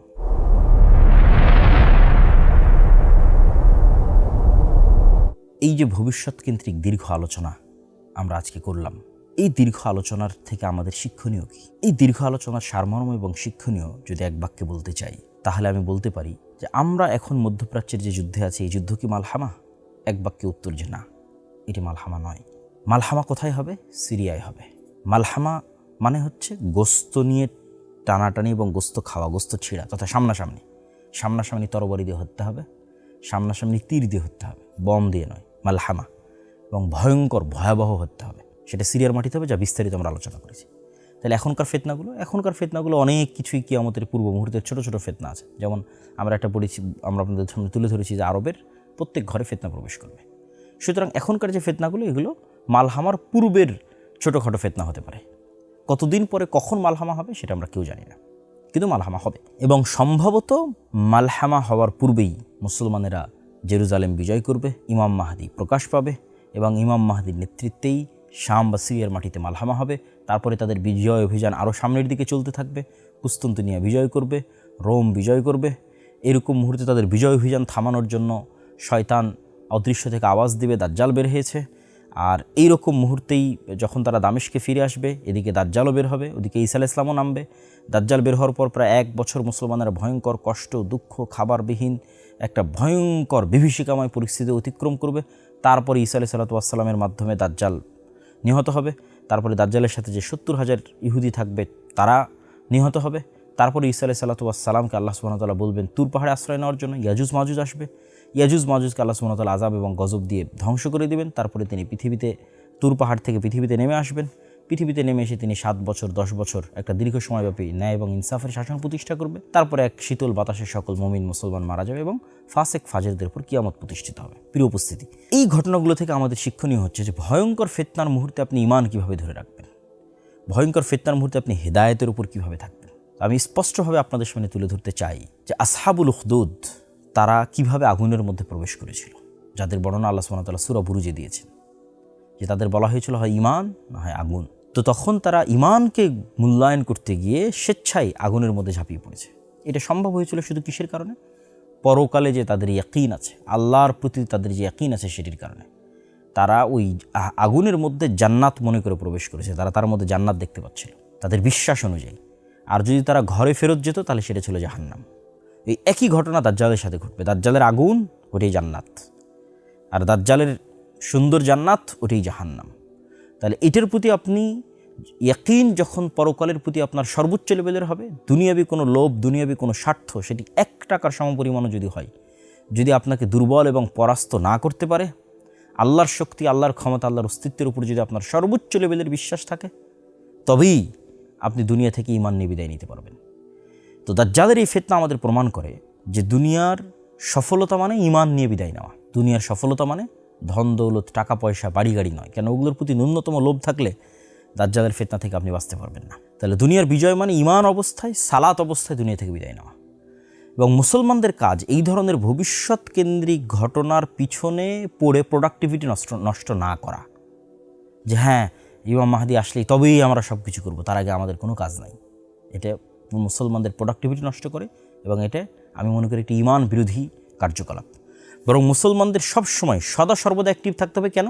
ইমাম মাহদি এবং ঈসা আলাইহিস সালাম আসলে নতুন কোনো দিন আসবে না, নতুন কোনো কোরআন আসবে না। ওই কোরআনই যে কোরআন আমাদের কাছে আছে, ওই হাদিসই যে হাদিস আমাদের কাছে আছে। তাহলে পৃথিবীর সবচেয়ে বড় ঘটনা আগেই ঘটে গেছে, সেটা মুহাম্মদ সাল্লাল্লাহু আলাইহি ওয়াসাল্লাম, সেটা কোরআনের অবতীর্ণ হওয়া। ওইটা আমাদের আমল করতে হবে। এবং যদি সূর্য আমরা পশ্চিম দিকে উঠতে দেখি, তবু আমাদের হাতে যদি একটি গাছ থাকে সেটি রোপণ করার চেষ্টা করতে হবে। তথা আমাদের ঈমান এবং আমলের যে চেষ্টা, এই চেষ্টা আমাদের অব্যাহত থাকবে।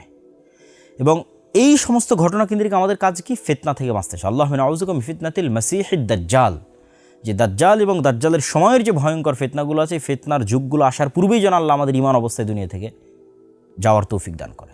এই মর্মে আগ্রহী না হওয়া যে না আমি ওই যুদ্ধগুলোতে অংশগ্রহণ করবো, ওই ফিতনার সময় আমি থাকবো কেন। কেউ গ্যারেন্টি দিয়ে বলতে পারবে না ওই ফিতনার সময় সে ঈমান নিয়ে থাকতে পারবে কিনা।